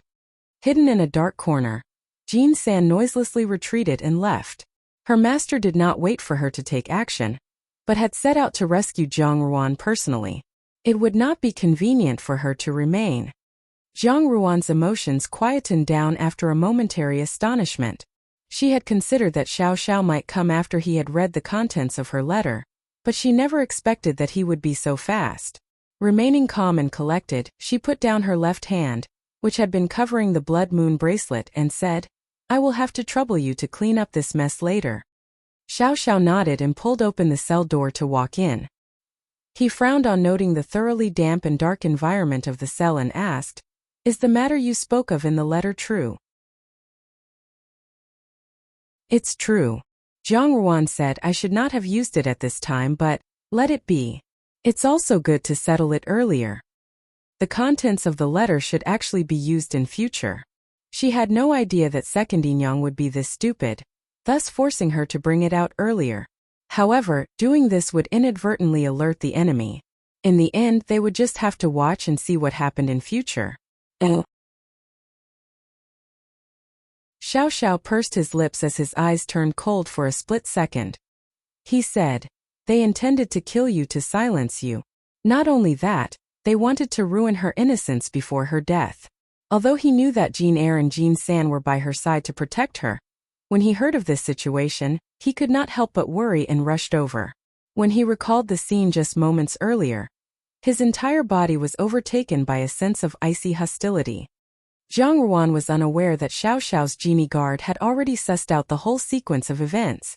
She simply explained, "Second Inyang was instigated by fourth sister to come up with this method of dealing with me. We have no need to fear the Minister of Appointments. The person who will give us trouble is the regional inspector of the censorate." Hu Qianqiu had been sitting in his position for many years and had arranged everything there, by bribery or otherwise, to his satisfaction. In addition, the emperor was very fond of this right-hand man. In her previous life, from what she could perceive of the Zhang family's affairs, this Hu Qianqiu had never been in contact with them. As a matter of fact, Hu Qianqiu was in Fifth Prince's faction and had nothing to do with Xian Li. Who knew that he would be such an affectionate person, willing to take such risks for the sake of Second Inyang. Gongguji Chan equals humorous, the bone between the elbow and the shoulder. Thus, a minister who is considered important to the emperor, whom he relies on. "Let me deal with this," Xiao Xiao said. "There's no need to worry." A little sluggish, Zhang Ruan looked at Xiao Xiao. Xiao Xiao was peering intently back at her with undisguised concern in his eyes. She said, "All right." He could sense that Zhang Ruan's attitude was gradually changing, from the initial alienating gulf between them to this slowly developing trust. Perhaps Zhang Ruan herself had not yet discovered this detail. Xiao Xiao felt his mood lift for some unknown reason. He surveyed the surroundings before saying, "Tonight, just hold on. I'll bring you out tomorrow." Zhang Ruan muttered softly, "You take care too?"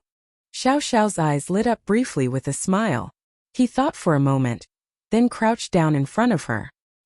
He fished out a very small object that resembled a whistle from his robes, and said, "The genie guards are concealed everywhere. If there is danger, you can use this whistle and the genie guards nearby will come." It must be his personal token. Before Zhang Ruan could say anything, Xiao Xiao had already stood up and ordered the genie guard to take away the corpses and clean up the mess. Zhang Ruan tucked the whistle into her sleeve, lowered her eyes, and fell into deep contemplation. The General Fu. Zhao Guang found out about Zhang Ruan's situation after leaving the court, and was a hair's breadth away from grabbing some men and charging into the prison. It was with great difficulty that everyone managed to talk him out of it. Li Shi was so worried that she cried. Wiping away her tears, she said, "Ruaner is a good girl. How could she be locked up in prison? What nonsense to say she murdered old Zhang, madam. I don't believe it. She must have been set up." All the men of the Zhao family were incredibly brave, while the women born to the Zhao family were beautiful and delicate. When Li Shi teared up, Zhao Guang panicked. Zhao Yuanping exhorted, "Mother, don't worry, third brother has already gone to the prison to see what's going on. That Zhang family, even on pain of death we should have brought Ruaner and Xenji back here." Li Shi said, full of regret.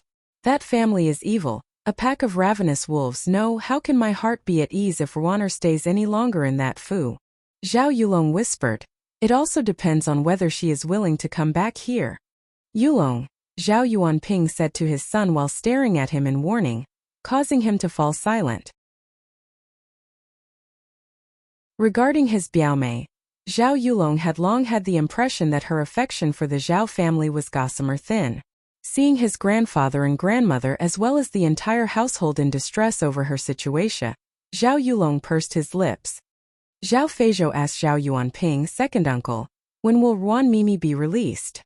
Zhao Guang also stared at Zhao Yuanping, who said helplessly, "First we have to ascertain what actually happened." With third brother at the prison, he should be able to arrange things. However, it is quite strange that the regional inspector of the censorate issued the arrest warrant so quickly.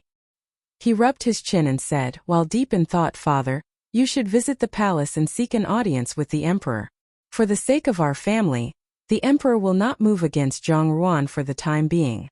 Eldest brother and I will meet with this regional inspector. Eldest nephew, select some men from among the bodyguards and take them with you to the gate of Zhangfu to make some inquiries. That this should happen to Ruaner without reason means that she must have offended someone. Mother and sister-in-law wait in the Fu for news. Then if there are any problems we can work out a response. Once everything had been organized in this manner, the general Fu resumed its tranquility. Xiao Xiao walked out of the prison door, leaving several secret guards behind to deal with the corpses in the cell. He had just descended the stairs when he stopped suddenly, his eyes shining like cold stars. Footsteps sounded from his left, and Zhao Yuanfeng came into view, critically assessing Xiao Xiao as he walked. Mockingly, he said, Xiao Wangya moves extremely quickly. Xiao Xiao shot him a glance and continued moving forwards. Zhao Yuanfeng stretched out his arm to stop him. Although he was Xiao Xiao's senior, in the face of this youth who had commanded a few 100,000 genie guards from a young age, he felt he was standing before a compelling force. Displeased with Xiao Xiao's attitude, and being one who acted like he was a law unto himself, he said plainly, Xiao Wangya is too close to Ruaner. Xiao Xiao halted. What can you do? Zhao Yuanfeng was stunned and almost fainted from anger at Xiao Xiao's rude words. Whatever the circumstance, he was still the Zhao family's third young master, and the dignified, respectable young military officer of high rank. That Xiao Xiao would speak to him thus painted him as being terribly incompetent. Xiao Xiao retrieved a letter from his robes and tossed it to Zhao Yuanfeng. Zhao Yuanfeng caught it and, while simmering at Xiao Xiao's rudeness, rapidly skimmed through the letter. His expression changed and he asked, You want to give this letter? Give it to the censorate. Xiao Xiao said coolly, Hu Qianqiu has a hidden agenda, and he does not need to be the censorate's regional inspector anymore. Xiao Wangya, the censorate might reshuffle the cards this time. Zhao Yuanfeng said tentatively, I'm afraid it might not be that easy. It's the right time for a purge. Xiao Xiao replied calmly, but Zhao Yuanfeng felt a wave of cold sweep over him for no reason, such that his entire body shivered.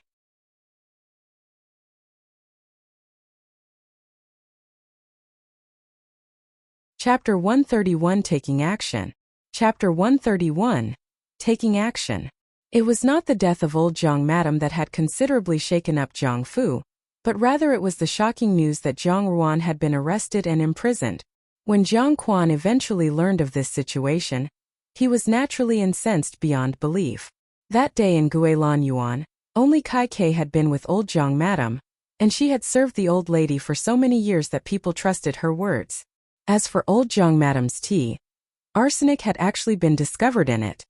The rumors circulating everywhere in the capital were that Zhang Ruan bore a deep-seated grievance against old Zhang Madam, and had therefore poisoned her. Although this rumor had spread far and wide, intelligent people were able to surmise the truth upon hearing it. If one wanted to murder someone else, it would be absolutely stupid to administer the poison right in front of the person. Moreover, Hong Junju was no fool, so why would she bring about her own destruction? However, suspicion aside, when all was said and done, this was a Jiang family affair. Everyone was eager to gossip whilst waiting to watch the ensuing show. This younger sister of Great Jin's god of war, the Hong Junju, who was currently the favorite by the side of Empress Dowager Id, how would she turn this undesirable situation around? Perhaps because the rumors were flying around fiercely outside, Zhang Quan issued a confinement order. Except for the purpose of making purchases, no one in the Fu without exception was allowed to go out. In Second Yinyang's courtyard, Yang Lu was cautiously serving Second Yinyang her medicine. Take it away. Second Yinyang waved the bowl of medicine away with a vexed expression. Zhang Quan forbade anyone in the Fu to go out, which meant no outsiders could come in either, and her people who were tasked with information dissemination and collection were unable to obtain any news. Thus, they were in the dark about what was happening outside. Thinking about the 30,000 taels of silver which she had given out, Second Yinyang gritted her teeth. She had pawned all of her personal wealth. Surely Zhang Ruan would be unable to escape even if she sprouted wings. Although Hu Qianqiu treated her with courtesy, in the end, many years had passed. On the surface, Hu Qianqiu appeared to be helping her due to the past affection between them, but the truth was that he wanted to establish a line of connection with the Zhang family. The struggle between Xianhua and Xianli was growing in intensity, and although Hu Qianqiu had aligned himself with Xianhua, he still harbored some degree of hesitation. Thus, if he could just gain a connection with Zhang Fu, he would have a contingency plan for the future. Li Chang was her own nephew, but he was a gambling addict and had run up a huge debt. If she had not caught wind of this weakness of his, she would never have allowed him to help her. She had originally not considered framing Zhang Ruan in order to bring her down, and had only thought about letting Li Chang employ his methods while she was incarcerated. Any woman would naturally want to kill herself after having to suffer such circumstances, and even if Zhang Ruan did not commit suicide, Li Chang would make it seem as if she had. All that Zhang Li had had to endure was due to Zhang Ruan. Her body had been defiled by that lecher of a prince, and her reputation had become that of an utterly wanton woman. Now Second Yinyang wanted Zhang Ruan to have a taste of her own medicine, to be defiled, and to lose her good name. Zhang Ruan would be all alone in the prison, so that would be the best time to take action. It was a foolproof plan, but there had been no news from that quarter, and Second Yinyang's anxiety began to make itself felt. In addition, this anxiety came with a vague premonition, which caused her to be inexplicably flustered. Oh. After a moment she stood up and said, "I'm going to see Zhang Dan." Zhang Dan's courtyard, which was very near Ruanju, was also still at the moment, with white silk hung up everywhere as part of the funeral arrangements. Attired completely in white, Zhang Dan sat in front of the window, fiddling with the little white flowers on the table. Her long hair had not been coiled up, but had been casually flung over her shoulder, the contrast causing her shoulders to look unutterably delicate and her entire being to be akin to the little white flowers in her hand, frail and vulnerable, clearly pitiful. "Miss," a maidservant came up to say, "Second Yinyang is outside. I am indisposed today, I won't see her." Zhang Dan played with her hair as she stood up and walked towards her bed. That maidservant felt a little awkward, but she did not dare refuse to comply, so she braced herself and went out. Zhang Dan sat on the edge of the bed and pulled down the soft, wispy canopy curtain with ease. The newly sewn dark yellow canopy made of soft tianxiang, heavenly fragrance. Gauze gave off a faintly discernible fragrance. The color was vivid, and one bolt of the cloth was highly expensive. Truthfully, as the head of household, based on the statuses of each daughter, Hong Ying would not dare to shortchange anyone. However, as a Shu daughter, it was clear that Zhang Dan could not afford such material. Qiuxiang Se, lit. Autumn fragrance color. In the end, someone had given her this as a gift without leaving behind his or her name. A little thought would readily yield this person's identity. Zhuang's behavior was really too intimate. Zhang Dan's facial expression momentarily betrayed her disdain. If it had been an earlier time, Longzhongfu would have been a pretty good place to be. But now Longzhongfu's future was bleak, and even Zhuang's official career had very little likelihood of advancement. What's more, she was no fool. Thus why would she want to ruin herself there? Zhuang thought too highly of himself, believing that she was waiting anxiously to marry him. In the end though, there might be some use for it. Zhang Dan toyed with the fastener for the canopy in an extremely good mood. Second Yinyang, that moron, must have taken action yesterday. All she had done was to say a few words to instigate her, and that stupid woman had gone off on her own to find someone to help her.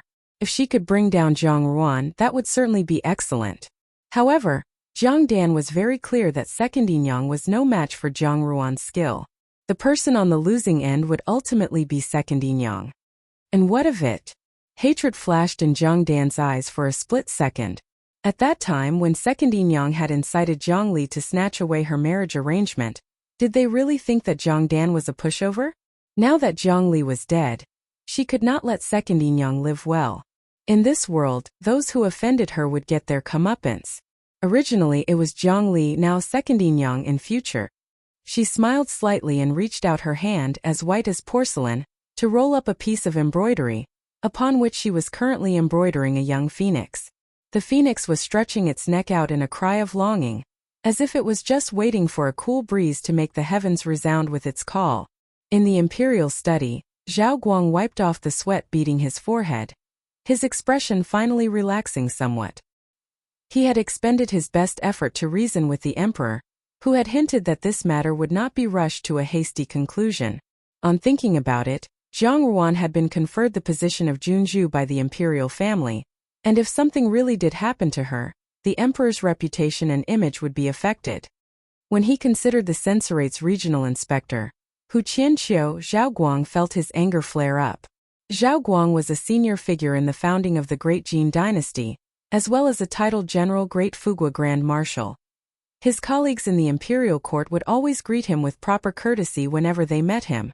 Hu Qianqiu's secure hold on his position as regional inspector in the censorate could not be divorced from his astute, slick temperament. Zhao Guang had always viewed civilian officials with veiled criticism, and he had had very little interaction with Hu Qianqiu. He could never have expected that this seemingly respectful regional inspector would just send Zhang Ruan to prison. On the surface, there appeared to be nothing wrong, but Zhao Guang's gut instinct told him that this son of a bitch was involved in some kind of plot. T/N, the highest-ranked general in the army with a title. There are three kinds. Fugua, second-tier title, which means assisting the nation, Zhenghua, highest-tier title, and Fenghua third. The emperor tossed the petition in his hands aside and massaged his forehead. Eunuch Gao stood quietly to one side with his head bowed.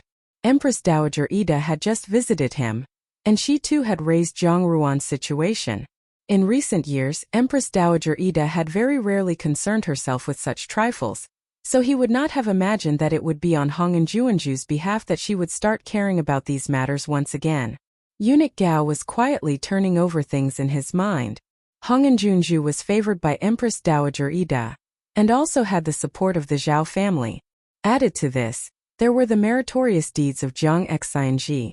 The emperor had initially paid scant attention to her, but now it looked as if he needed to have another look at this daughter of the Jiang family. Zhizi, a booklet made of thick paper folded accordion style, usually kept in a slipcase, for recording accounts and such. At this point, the voice of a junior eunuch outside was heard, reporting that Jinying Wang was requesting an audience. Xiao Xiao had only just entered when the emperor looked at him and said, "What? Don't tell Zhen, you're also here because of Hong and Juanju?" Zhen, how emperors refer to themselves, is the equivalent to the royal we. Xiao Xiao remained silent. The emperor had previously spoken casually, but he was shaken on observing Xiao Xiao. With a slight frown which indicated that he was turning things over in his mind, he asked, "What is the relationship between you and Hong and Juanju?" Xiao Xiao said coolly, "Hu Qianqiu, as an official of the censorate, has been lax in investigation and hoodwinked by despicable persons, yet has been promoted repeatedly. I beseech the emperor to punish him severely."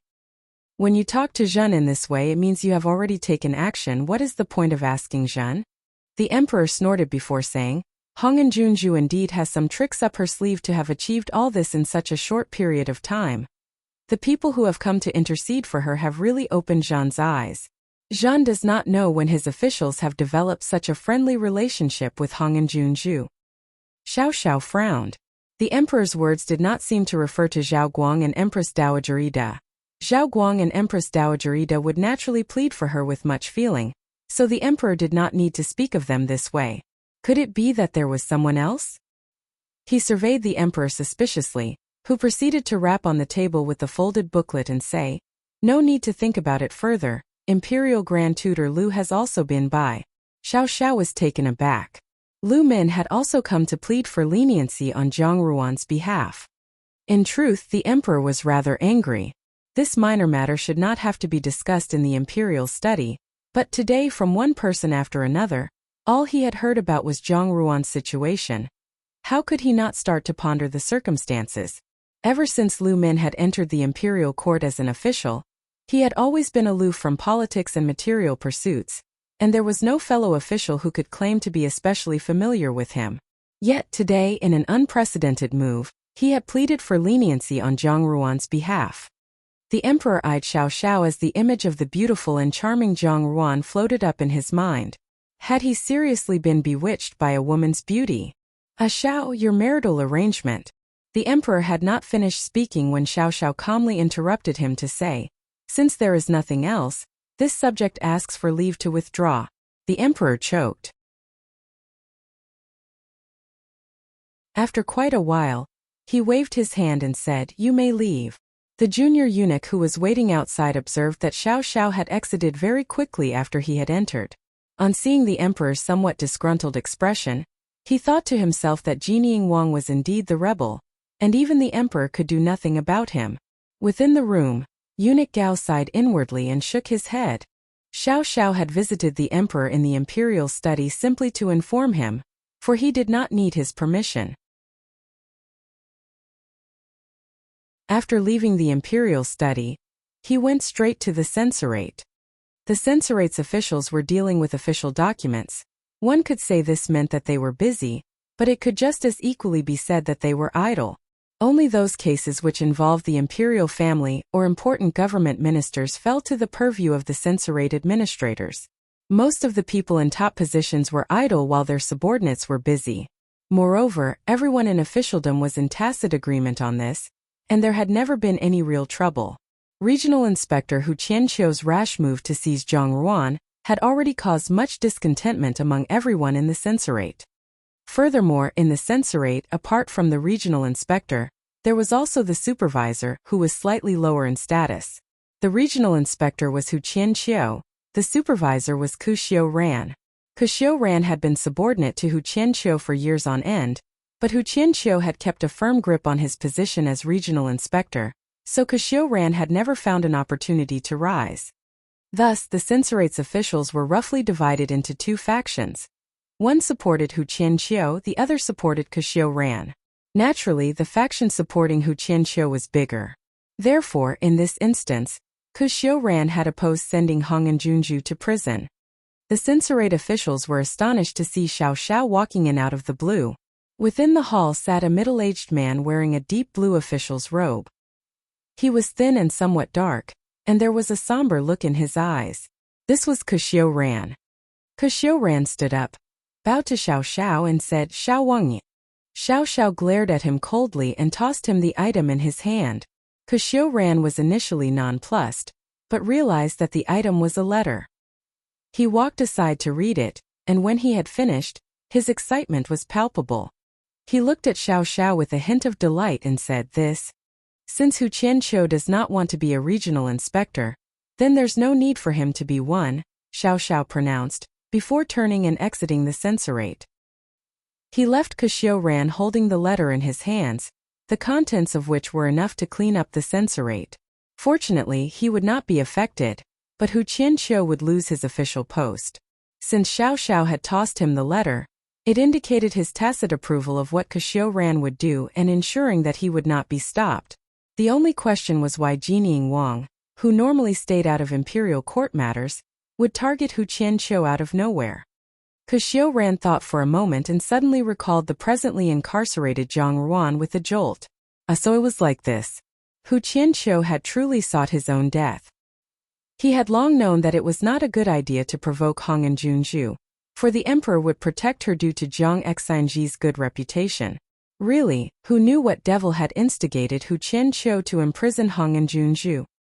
He must not have even thought it through carefully, for anything that happened to her would inevitably offend that god of war, Jiang Xinji. It would be safe to say that his official career would have ended right there. Ku Xiuran naturally felt a perverse sense of pleasure when thinking about what would happen to Hu Qianqiu. Hong and Junju was truly no mere bystander. If even Jinying Wang would take the initiative to act for her benefit. As the memory of Jinying Wang's face crossed his mind, he stood up hurriedly, for his expression clearly indicated that there could not be even an iota of neglect in handling the situation of Hong and Junju. He had better carefully instruct the officials what to do straight away. The rest of the capital did not know anything about these happenings. The atmosphere in Jiangfu was extremely heavy. Old Jiang Madam's coffin had been placed in the newly set-up mourning hall, and the entire Fu was wearing mourning clothes. The two people keeping vigil at the mourning hall that night were Du Wan and Kai Quebec. After old Zhang Madam's death, both maidservants had lost their place. Both the maidservants had worked with dedication for the old madam for so many years, so they would now be released from the Fu according to usual practice. Du Wan and Kai Ke were both presently more than 27 years old and still unmarried.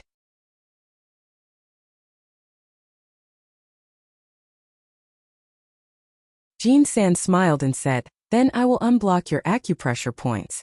You'd better not cry out, but if you do and distract me then—" The silver hairpin in her hand emitted a faint blue glow. It had obviously been dipped in poison. Du Wan hurriedly nodded. Jin San then released her acupressure points, whereupon Du Wan hastily asked, "How is she?" "She's fine," Jin San continued lightly, "just that she will probably be an idiot from now on." Du Wan started, and a wave of sorrow surged up within her. She and Kai Ke had served old Zhang Madam together since their early years, and going through thick and thin together had deepened their relationship and affection for each other. However, just now, she had been seized by this stranger, and could only look on helplessly as Kai Ke was terrified. And now, for her to be rendered an idiot, a maidservant who was an idiot, what good outcome could there possibly be? "Oh, don't dwell in sorrow," Jin Sin said as she teetered in laughter. "Do you also want to become an idiot like her? But I don't know. If such a beautiful lady like you becomes an idiot, would young Master Wang continue to be fond of you?" Du Wan was dumbstruck and her body turned to ice. Young Master Wang. How could she know about young Master Wang? She knew better than anyone else how old Zhang Madam had died. While she was astonished at how daring Kai Ke was, she had also agreed to that person's bargain. That person had said if she was willing to bear witness, that person would help her leave her life as a slave. Du Wan had constantly been at old Zhang Madam's side, and had planned to never marry. She had never imagined that she would meet young Master Wang, but no matter what, a slave could never meet the qualifications for marrying him. Therefore, if she could be rid of her slave status, would it not then be possible for her to live happily with young Master Wang and become the perfect couple? Thus, Du Wan had silently agreed.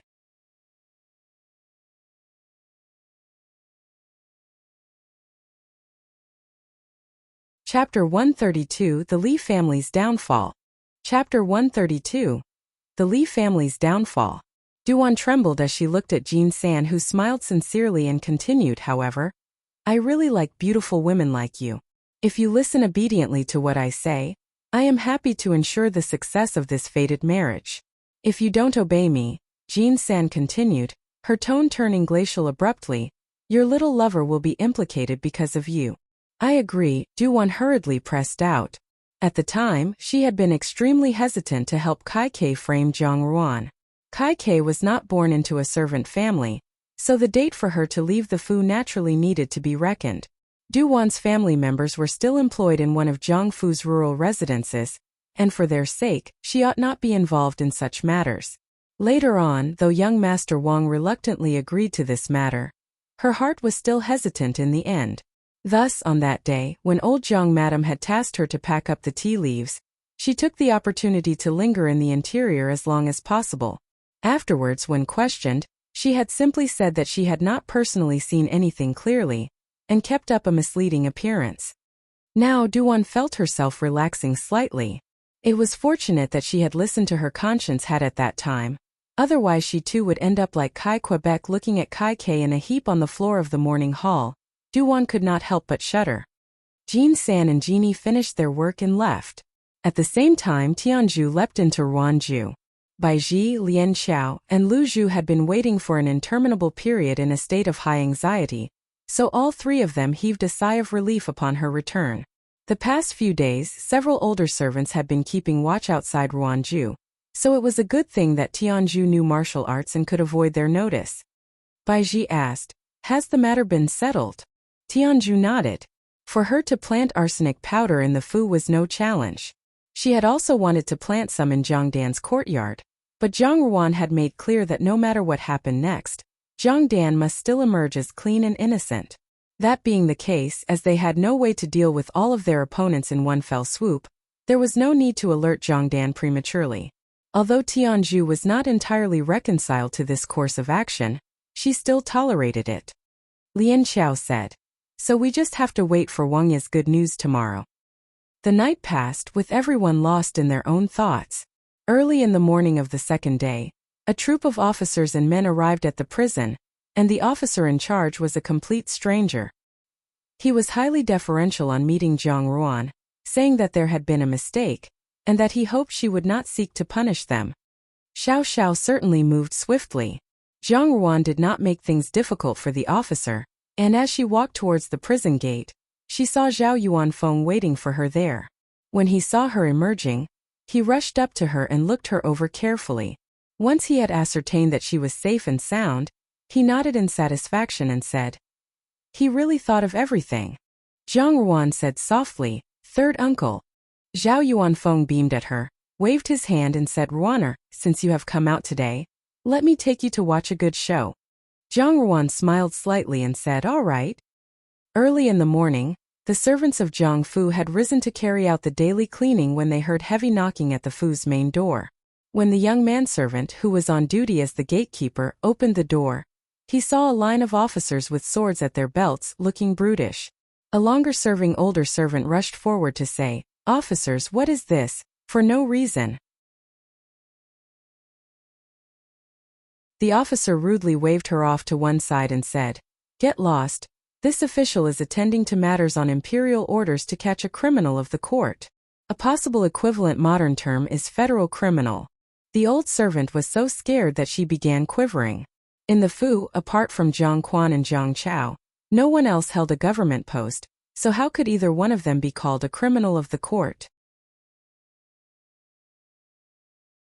Could it be that something had happened to Master? Thoroughly frightened, the old servant kept silent. The officers paid her no heed and unceremoniously entered the Fu to conduct a thorough search.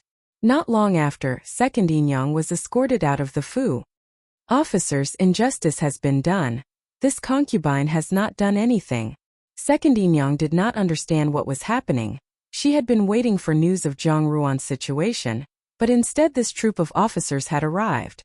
What's more, the officer in charge was not Li Chang, and this man glared at her ferociously as he said, "Shut your mouth. If you have anything to say, you are coming with us to Yamen and say it." The officer was truly fierce, and Second Yinyang was so intimidated that she immediately fell silent. Meanwhile, on hearing the news, Zhang Quan had hurried there with some men to investigate what was going on. He surveyed the officers and frowned as he asked, "May I ask what crime this lowly person's concubine has committed?" "Jian. Humble form of me. I." Due to Zhang Quan's rank, when they saw him, these officers should have tried to ingratiate themselves with him, or at the very least, show him some measure of deference. However, this was not the case today. The officer in charge merely glanced at him before replying, in a tone dripping with heavy intent, "Zhang Darren, it is best that you do not interfere in this situation. Take care not to stir up trouble for yourself." Having said this, he called out to his subordinates, then turned and left without a backward glance. Zhang Quan felt his insides turn to ice. That officer's tone was full of hidden meaning.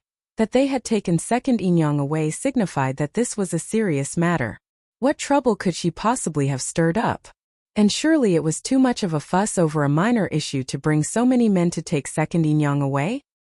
He was a seasoned veteran due to the challenges of being in officialdom for many years, so a suspicion immediately arose in his mind. Could something have happened to the Minister of Appointments?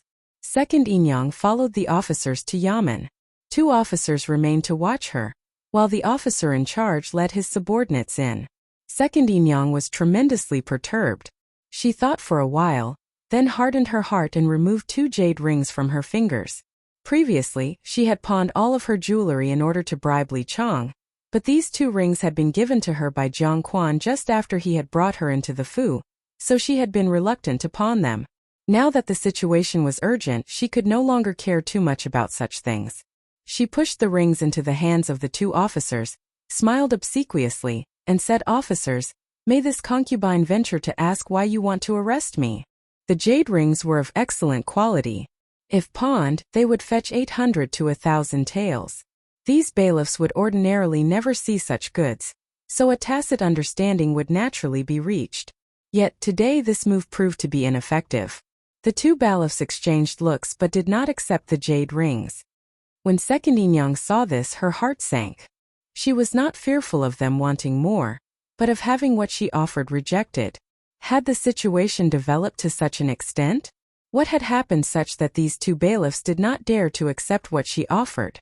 Second Inyang's expression changed minutely and she asked, smilingly, officers, that, may this concubine know where your Li Changdarin is?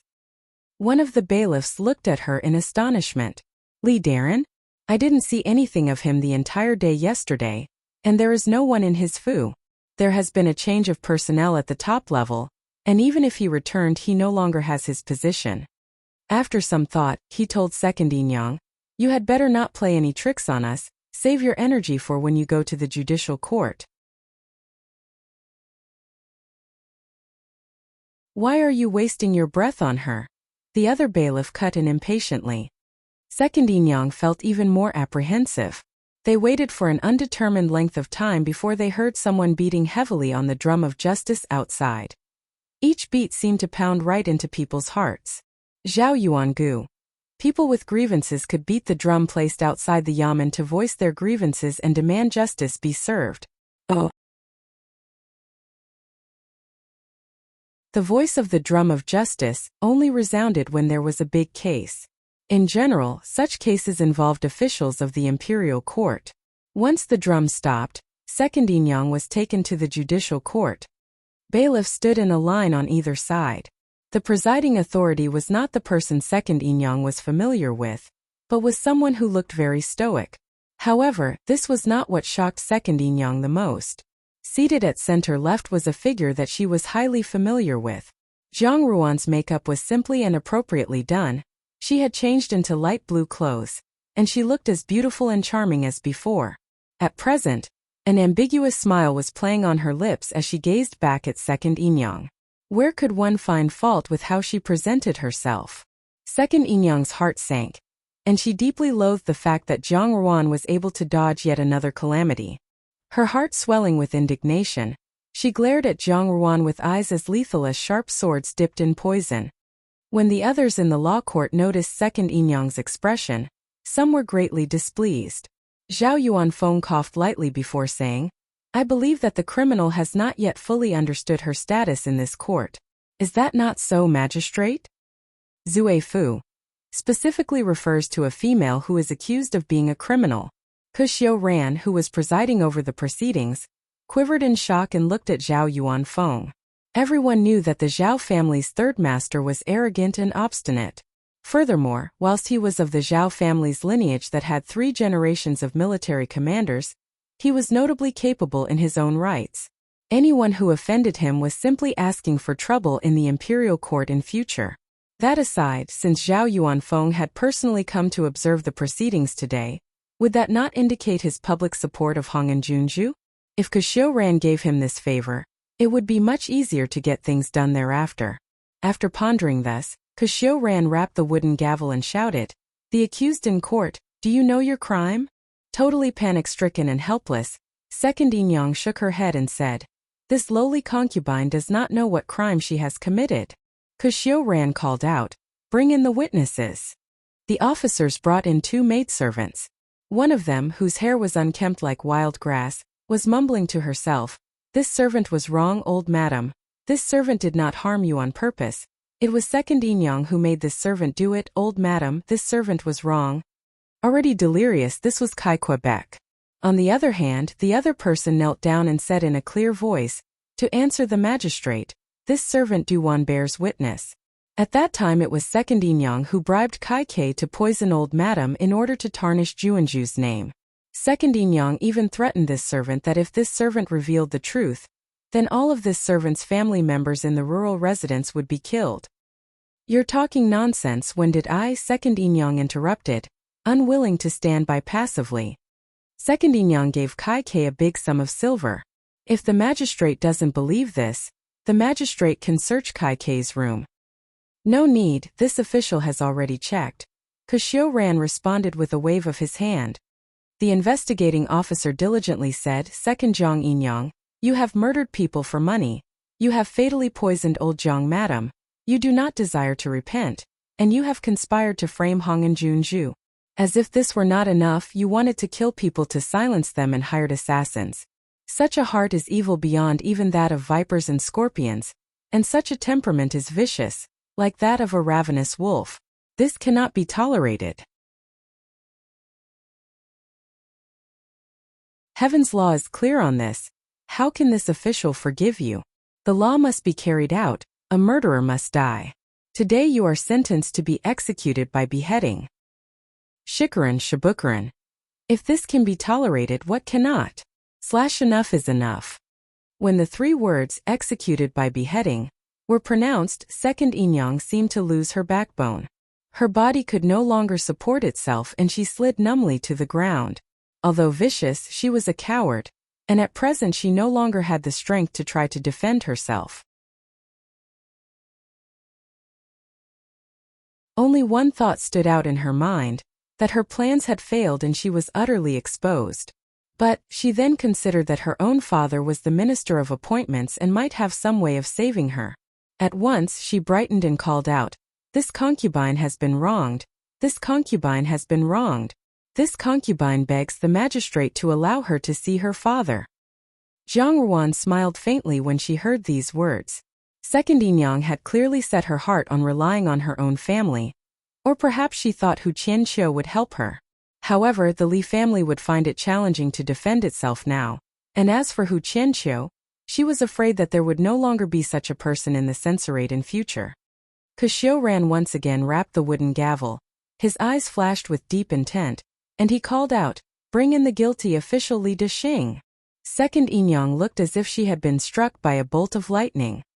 She saw the officers bringing in a person dressed in prison garb and handcuffed. It was no one else, it was truly Second Yinyang's father, Minister Li, followed by her brothers. Minister Li cut a sorry figure, obviously having met with much suffering. When he saw Second Yinyang, he spat at her fiercely and cursed, You scourge. Second Yinyang was shell-shocked. She stammered, Father, this is... Get lost. Minister Li yelled, highly irritably. Silence. Xiu Ran rapped the wooden gavel again with an utterly grave expression. Minister Li ground his teeth. Under normal circumstances, would Xiu Ran have dared to treat him this way? Early this morning, on imperial orders, the officers had raided the minister's fu. As if this were not unbelievable enough, the news which the officers had divulged shocked him to the core. All his past matters had been dug out. Even those past business transactions which he considered to be flawlessly conducted had been dragged out into the light. There was no need to talk about anything else. For a court official to form private factions was a major crime against the emperor. Minister Li's entire life could be said to have gone as smoothly as flowing wind and water. He never imagined that someone would cast a cloud over him. There were some matters that he himself could no longer clearly recall, but they had all been exposed. In prison, the accusations to which he had had to plead guilty were lined up one after the other, such that Minister Li almost suspected that one of his trusted aides had sold him out. The charges also implicated Hu Qianqiu, stating that Hu Qianqiu had taken Second Yinyang's silver, and that Second Yinyang had obstructed official business. At that time, Minister Li had thought it strange, for how had the charges against him involved Second Yinyang's affairs? He and the jailer were on friendly terms, and so the jailer warned him in kindness, saying, Minister Li, if anyone is to blame, it is your daughter. It's not a good idea to provoke anyone, but she just had to provoke Hong and Junju. The person behind Hong and Junju is not someone Minister Li can afford to offend. Minister Li had asked who this person behind Hong and Junju was, but the jailer did not dare to answer. However, Minister Li knew one thing for sure. This situation was wholly due to Second Yinyang. In other words, Second Yinyang had ruined the entire Li family. Now, when Minister Li looked at Second Yinyang, he was bitterly disappointed that he had not drowned her at birth.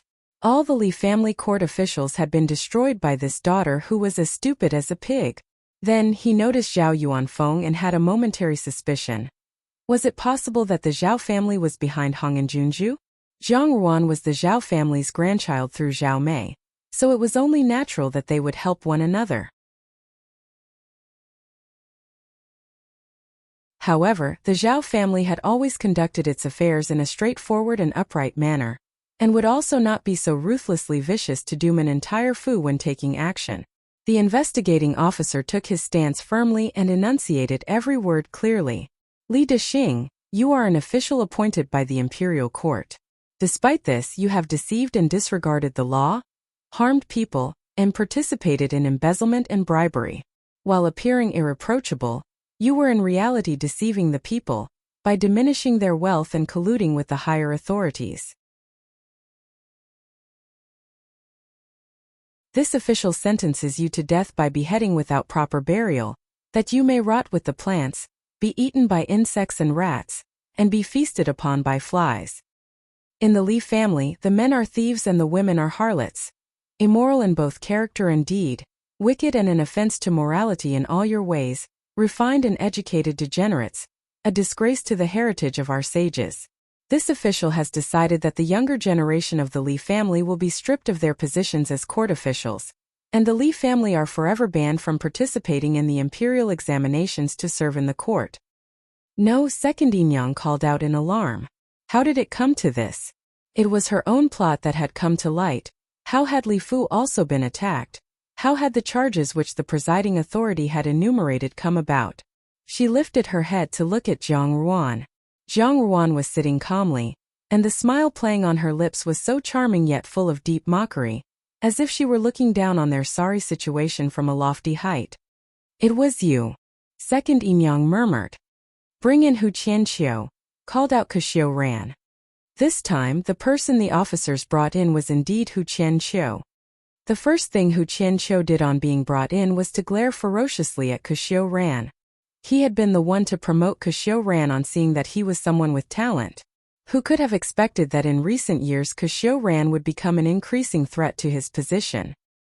He was certain that Qiu Ran had played a big part in his dismissal on suspicion of corruption.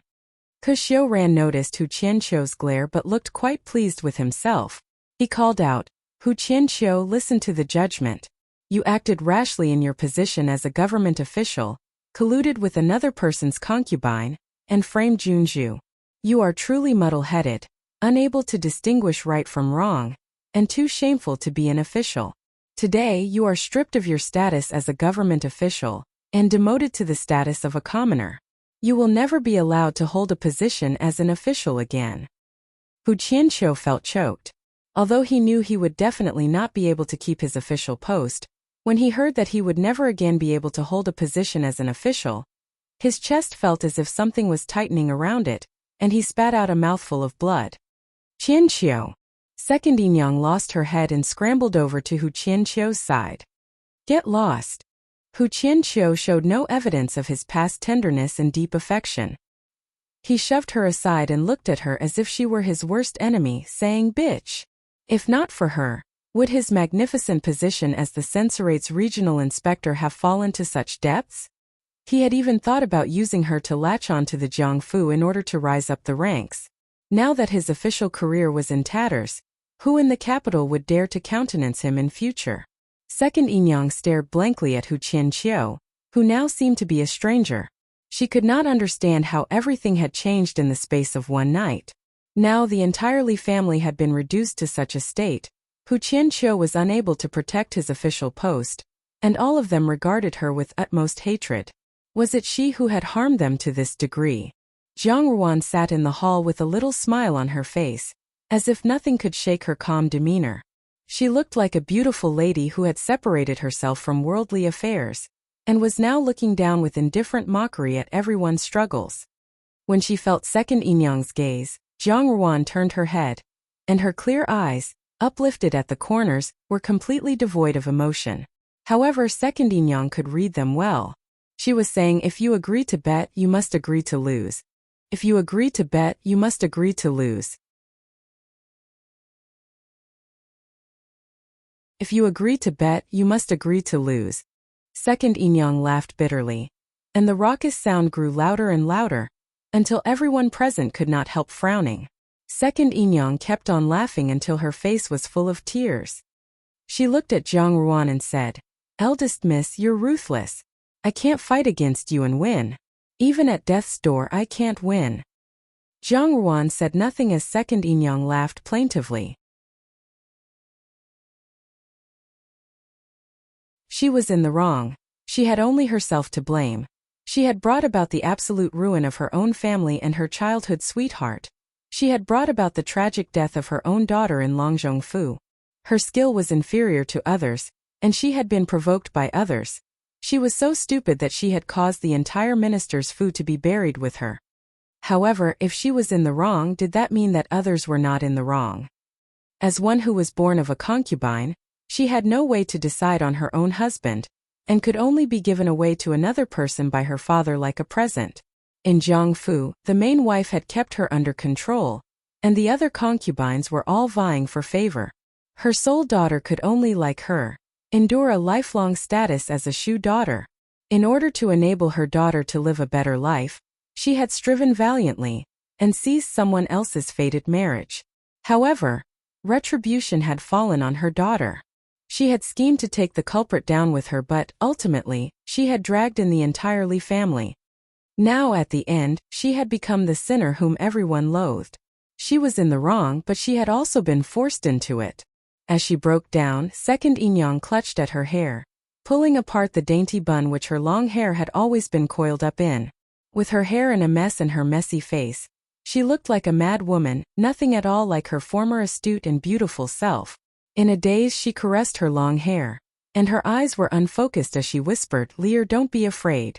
Mother will bring you home at once." Her expression was already confused. Among the crowd present there were those who could not help being moved, and they sighed inwardly. On the other hand, when Hu Qianqiu and Minister Li saw this, they were even more disgusted. Zhao Yuanfeng subconsciously looked towards Zhang Ruan, thinking that he would find some other emotion on her face. However, Zhang Ruan's expression remained cold and indifferent while her lips seemed to be hiding a smile, and there was not the slightest hint of any unnecessary emotion in her gaze. It was as if nothing that happened in the world could move her. Zhao Yuanfeng sighed quietly to himself. On thinking about it, looking at what she had been like during that day's happenings, she had not been completely unfamiliar with what had gone down. Perhaps, this niece of his had even had a large part to play. He had known early on that Zhang Ruan's heart was as hard as stone. But this degree of detachment was truly fearful. The young ladies from other families at this age were blossoming like flowers, laughing and making merry every day. But his own niece was unshakable even when buffeted by great waves like an old woman who had lived for a good many years. Zhao Yuanfeng shook his head. He did not know if she would be able to meet someone one day, whom she could open her heart to.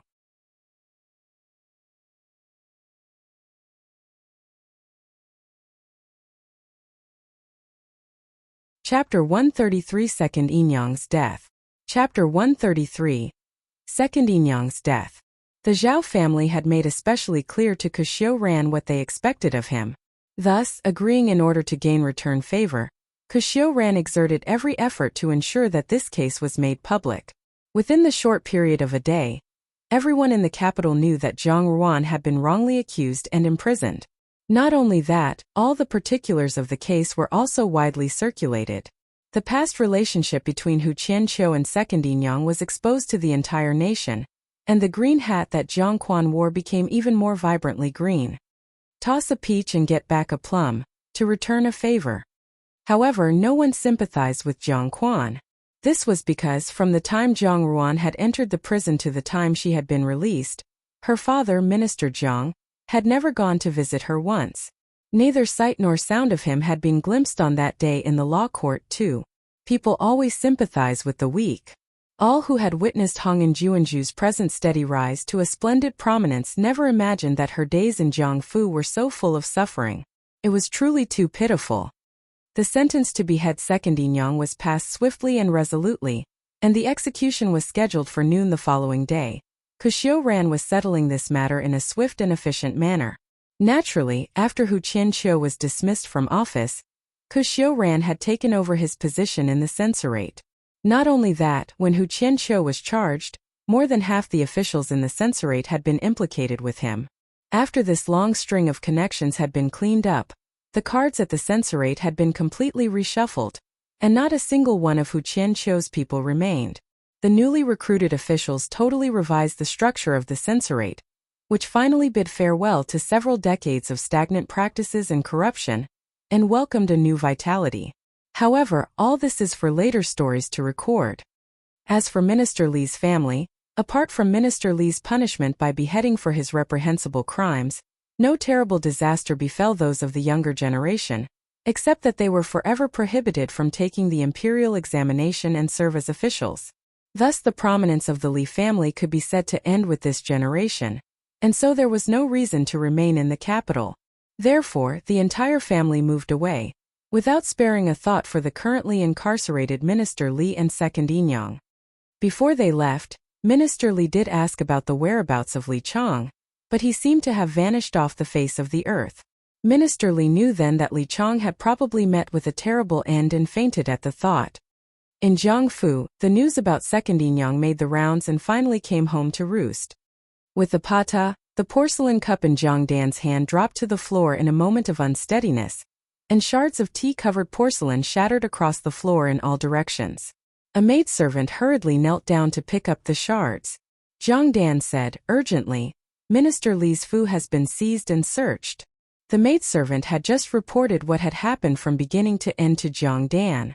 Then she heard Jiang Dan's question and replied, yes, but when she looked at Jiang Dan, she noticed that she did not seem to have heard her reply, for she looked rather distracted. The maidservant had always been inexplicably afraid of her mistress, so she did not dare to say anything more. She hurriedly picked up the porcelain shards and quickly left the room in search of a cloth to mop up the tea on the floor.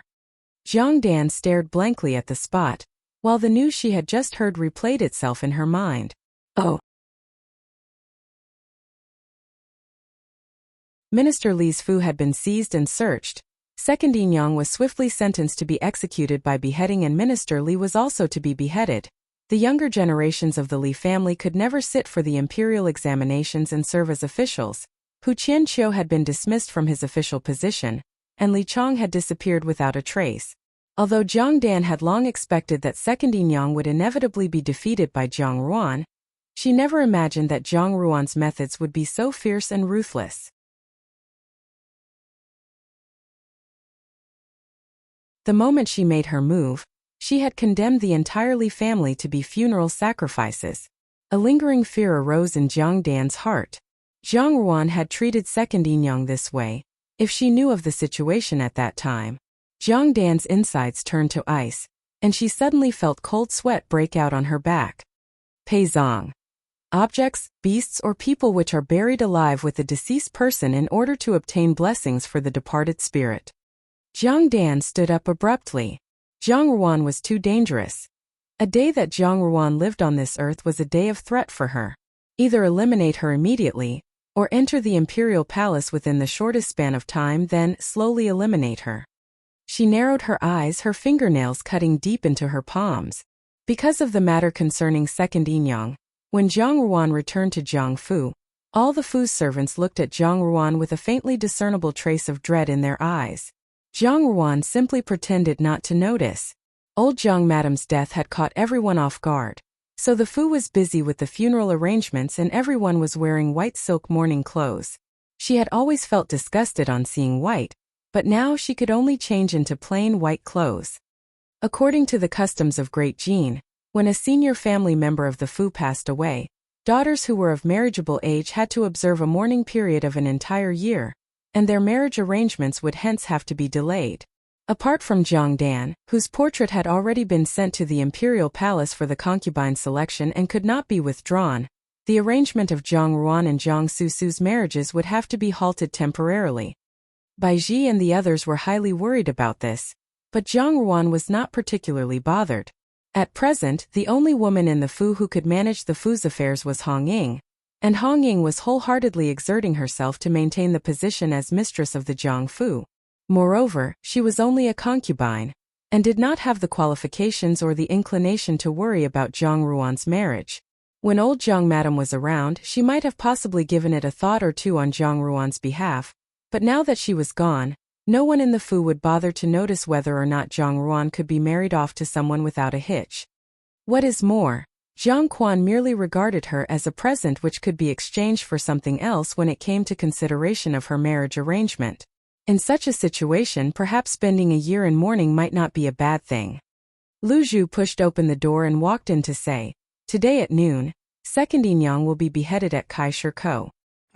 Lu Zhu hesitated briefly before continuing. "Do you want to go?" Kai Shirkou? Lit. Entrance to the food market. The Kai Shirkou execution ground is an actual location in Beijing where most of the capital punishments were carried out in the Qing dynasty, and was open to public viewing. Bai Ji frowned and said, "Such an unsavory spectacle, it will befoul Miss eyes. Let's go and see." Zhang Ruan said, "Whatever the case, there are still relations between us, and we should send her off on her journey. Moreover, after 2 lifetimes of a familial relationship, their connection was not at all shallow." Kai Shirkou was surrounded by people who were there to watch the excitement. The clothes of the woman kneeling on the ground, bound by ropes, were completely dirty, and her hair was covered with stains and rotten vegetable leaves. There would inevitably be citizens filled with righteous fury who expressed their wrath against the prisoner in this way. "Pa, what a shameless hussy, to collude with an adulterer to harm Junju." Exactly. And she wasn't originally from a good family either. Haven't you seen that Minister Li's Fu has been seized and searched? This is truly to reap what one has sown. Sure enough, that kind of person will raise the same kind of daughter. Isn't she the mother of that shameless Longzhong foreign Jiang Li, who took her own life a few days ago? Can't say for sure, but she probably taught her all the wrong things.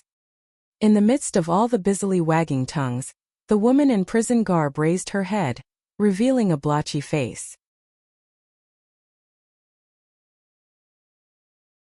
It was possible to see the traces of her former allure, but her gaze was unseeing. A foolish smile tugged at the corners of her mouth, and saliva was smeared all over her face. She muttered to herself softly, and only the executioner, who was sharpening his blattle, was standing close enough to hear her clearly. She was saying, "Your mother will take you to buy clothes." The executioner pursed his lips disdainfully, looking at her with eyes full of contempt. In the middle of the crowd at Kai Shirkou, Lu Zhu and Tianzhu ensured that Zhang Ruan was not hemmed in by the crowd by standing on each side of her. Zhang Ruan lifted the veil of her hat to look at the mumbling woman. Undersir. Wei Mao. Drapery/curtain hat. There are several styles, but it is usually a wide-brimmed hat made of straw with cloth draped around and hanging down from it. Second Yinyang's foolish and dazed appearance was far removed from her previous astute and beautiful self. Although, in truth, Second Yinyang had never actually been shrewd, in her previous life, Zhang Ruan had always admired Jiang Li because she had such a strong mother, such that a Shu daughter lived a more comfortable life than a Di daughter. When Zhang Ruan was young, Zhao Mei had been the mistress of Jiang Fu, managing all the household affairs. However, this had only been in name. Xia Yan had always been gentle and sweet-tempered, not doing anything which could be used against her, but Second Yinyang had been quick to grasp that Jiang Quan did not like Zhao Mei, and persistently bullied the 3 of them, mother and children. In her youth, Second Yinyang had been very domineering, and had treated Zhang Ruan badly behind everyone's backs many times. The person she had feared in her previous life had fallen so low in this lifetime. In this reincarnated life, she felt that the people she had previously considered formidable were all like this, nothing but paper tigers. From the time Second Yinyang's attitude had undergone a tremendous change after she was released from her confinement, Zhang Ruan had been especially mindful. Zhang Dan was not above using someone to do her dirty work, and she and Second Yinyang also had old grudges between them. Before she had been taken off to prison, she Jr. had spent the entire night writing a letter detailing all of Minister Li Dexing's accumulation of wealth and bribery over the past few years, as well as his usage of connections to climb the ranks. In her previous life, the Li family had, in the end, still sought Xianli for shelter. The Li family and the Zhang family were connected by marriage, and Xianli had been willing to take care of them. However, Xianli had a particular habit. Even though he looked like someone who would not doubt those he made use of, and would not make use of someone if he doubted them, when it came to his own people, he would always run a thorough investigation and hold their weaknesses firmly in his hand in order to prepare for sudden situations. At that time, she happened to come across all that Li Dexing had done. In this life too she remembered it well. As for dealing with Hu Qianqiu, it was not because she was targeting second Yinyang. Hu Qianqiu had originally been in Xianhua's faction, but when he saw the shifts in power, he had defected to Xianli, and so close to half the personnel in the censorate had become Xianli's people. The censorate wielded considerable power in the imperial court, especially when it came to handling major cases concerning court officials. This time, with Hu Qianqiu brought down, and the censorate reshuffled, she had effectively disconnected Xianli from a significant source of future assistance. The Li family, Hu Qianqiu, and Xianli's future wings had been cut off by her at present, but there was no knowing whether Xianli's struggle for the throne would still be able to proceed smoothly in future. As for second Yinyang, she had been an expendable sacrifice, and Zhang Ruan held no sympathy for her. There was no room for sympathy in this world. In her previous life, Zhang Ruan had fallen into such dire circumstances in the end, while second Yinyang had coasted along to a flourishing life by relying on her connections with Minister Li and Xian Li.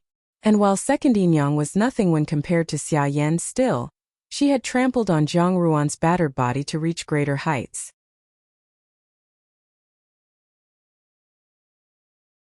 The Zhang family had used her blood to pave their way to success without the slightest sympathy for her. They had been her mortal enemies in her previous life, so how could she be soft-hearted towards them? The time of the execution was drawing near.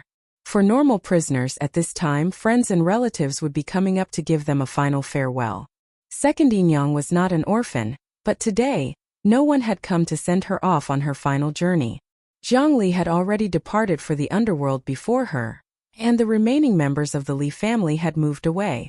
As for Zhang Quan, second Yinyang had made him wear a green hat, so it was already charitable of him not to vent his anger towards her by kicking her. Therefore, it was ludicrous to think that he would see her off.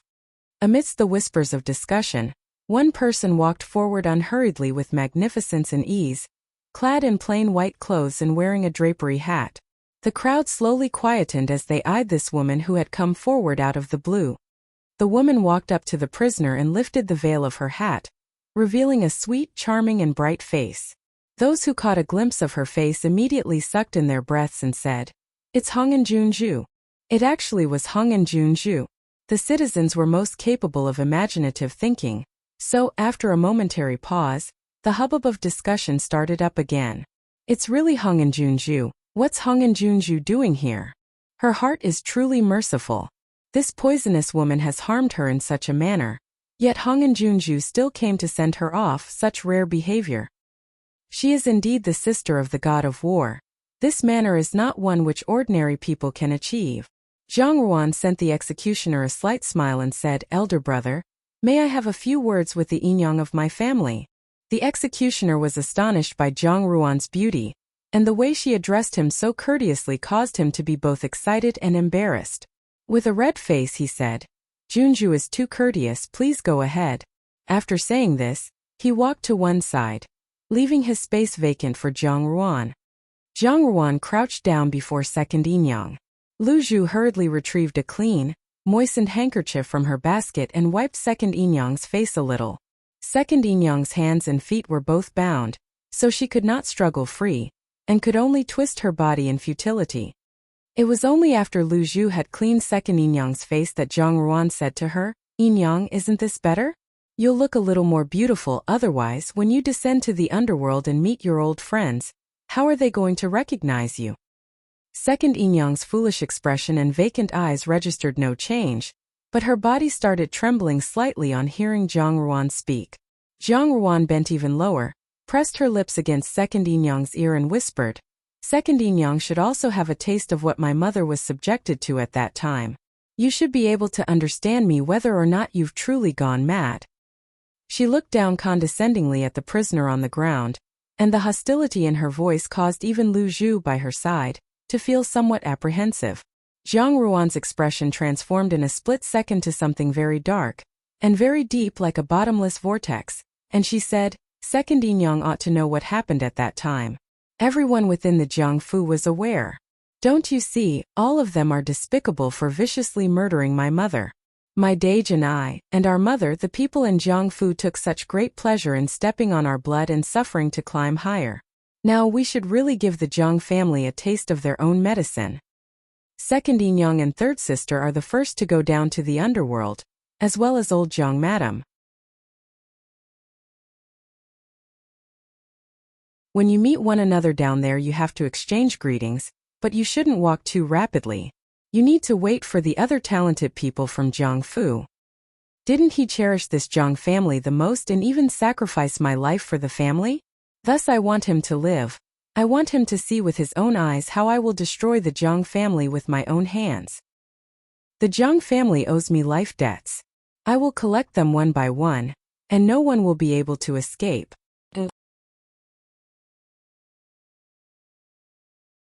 The lines of her lips were soft and her tone held a smile, but her words were spoken like an evil spirit, sending shivers down one's spine. She continued, I have walked the road of hell. All of you ought to properly appreciate the red spider lily that blooms amidst the piles of dead bones by the side of the road.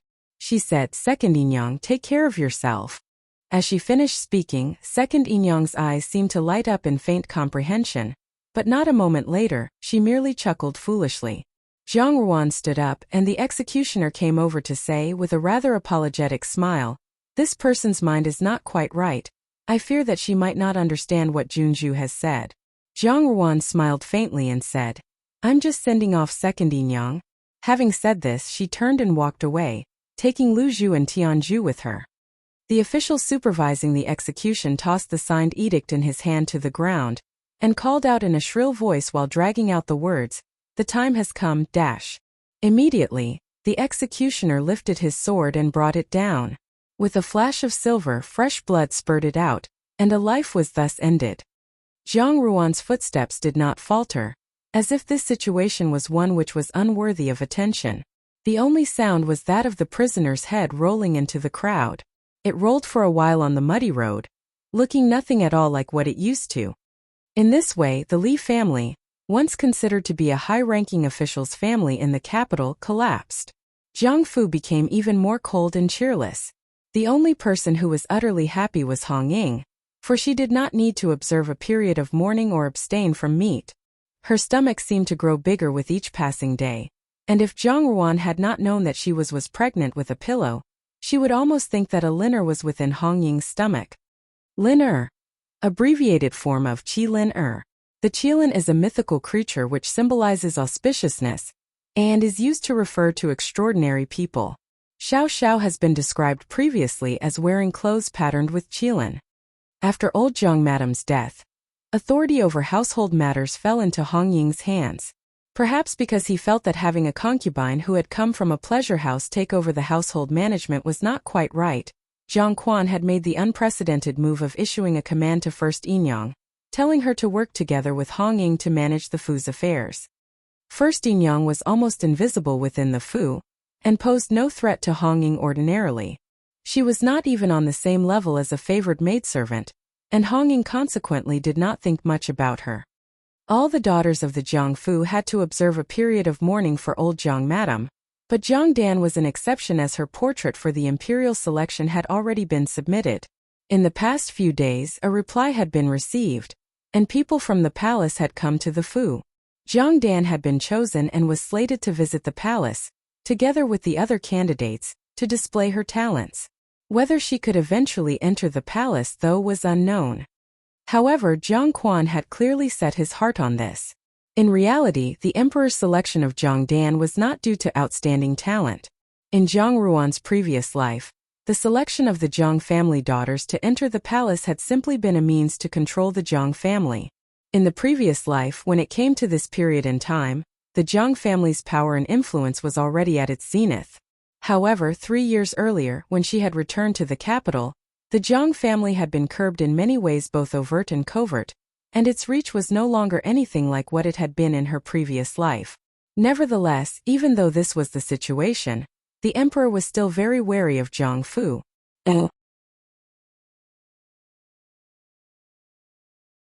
Jiang Quan called Jiang Dan into his study and talked with her for 2 hours, and the Fu's people guessed that he was telling Jiang Dan what she had to do.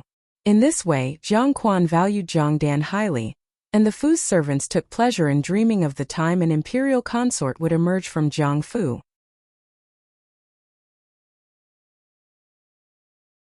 As Lian Xiao served the peony cake 6 made in the kitchen, she said, "Master is serious about wanting to elevate 4th Miss, but 4th Miss cannot even compare with 2nd Miss, so how can she gain the Emperor's favor?"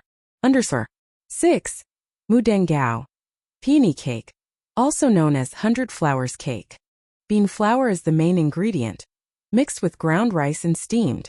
The result is then mixed with peony petals and ingredients like red beans and red dates, then baked.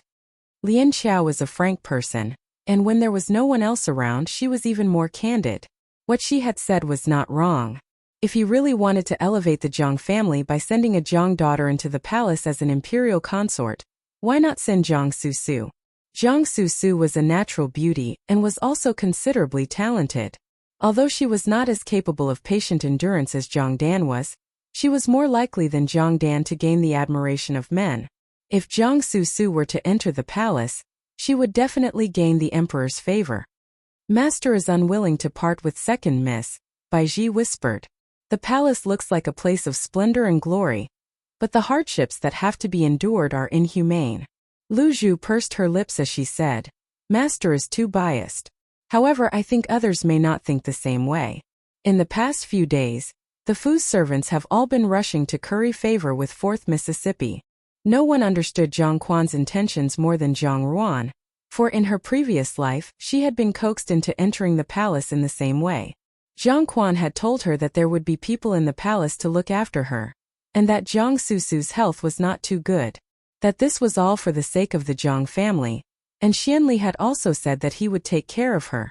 Thus, she had entered the inner palace, but in the end, she could not even leave behind an intact corpse. At present, she would not get involved, and would merely watch Jiang Quan repeat his skillful tricks with a detached eye. Jiang Dan was not her. Moreover, Jiang Dan was entering the palace voluntarily. Jiang Quan was unwilling to sacrifice Jiang Susu, but he did not know that Jiang Dan had enough audacity to sacrifice the entire Jiang family, as long as she could climb up to higher peaks. Perhaps Jiang Quan was under the impression that he could control Jiang Dan. However, he did not realize that once this plan was set in motion, it would sow the seeds of future disaster. 7. Jiang Dan was like a poisonous viper. Once she found a patch of warm and damp soil, she would undoubtedly grow at lightning speed, and then, there would be nothing left once she had swallowed Jiang Fu. 7. Feng Hugui Shan. Lit. Let the tiger return to the mountains. Figure set the stage for calamity in future. Both of them harbored ulterior motives. Jiang Quan thought to achieve his aim by underhanded means. 8. And Jiang Dan was actually taking advantage of the situation for her own benefit. To watch in safety while both sides fought, and then reap the rewards when they were exhausted would also be thoroughly enjoyable. Mantiangua Hai. Lit. Cross the sea using a trick. To achieve one's aim by underhanded means. Shunshui Tuizhou. Lit. Push the boat with the current. Figure to take advantage of the situation for one's own benefit. Zuashangguan Hudou. Lit. To sit on the mountain and watch tigers fight. Figure watch in safety whilst others fight, then reap the rewards when both sides are exhausted. You're tuning in to the Li Mei's Wuxia Whispers YouTube channel. We're so grateful for your support, and don't forget to subscribe to join us on this incredible journey through captivating stories. Your generosity through donations truly makes a world of difference, as it's the primary source of revenue that allows me to expand and enhance this channel for you.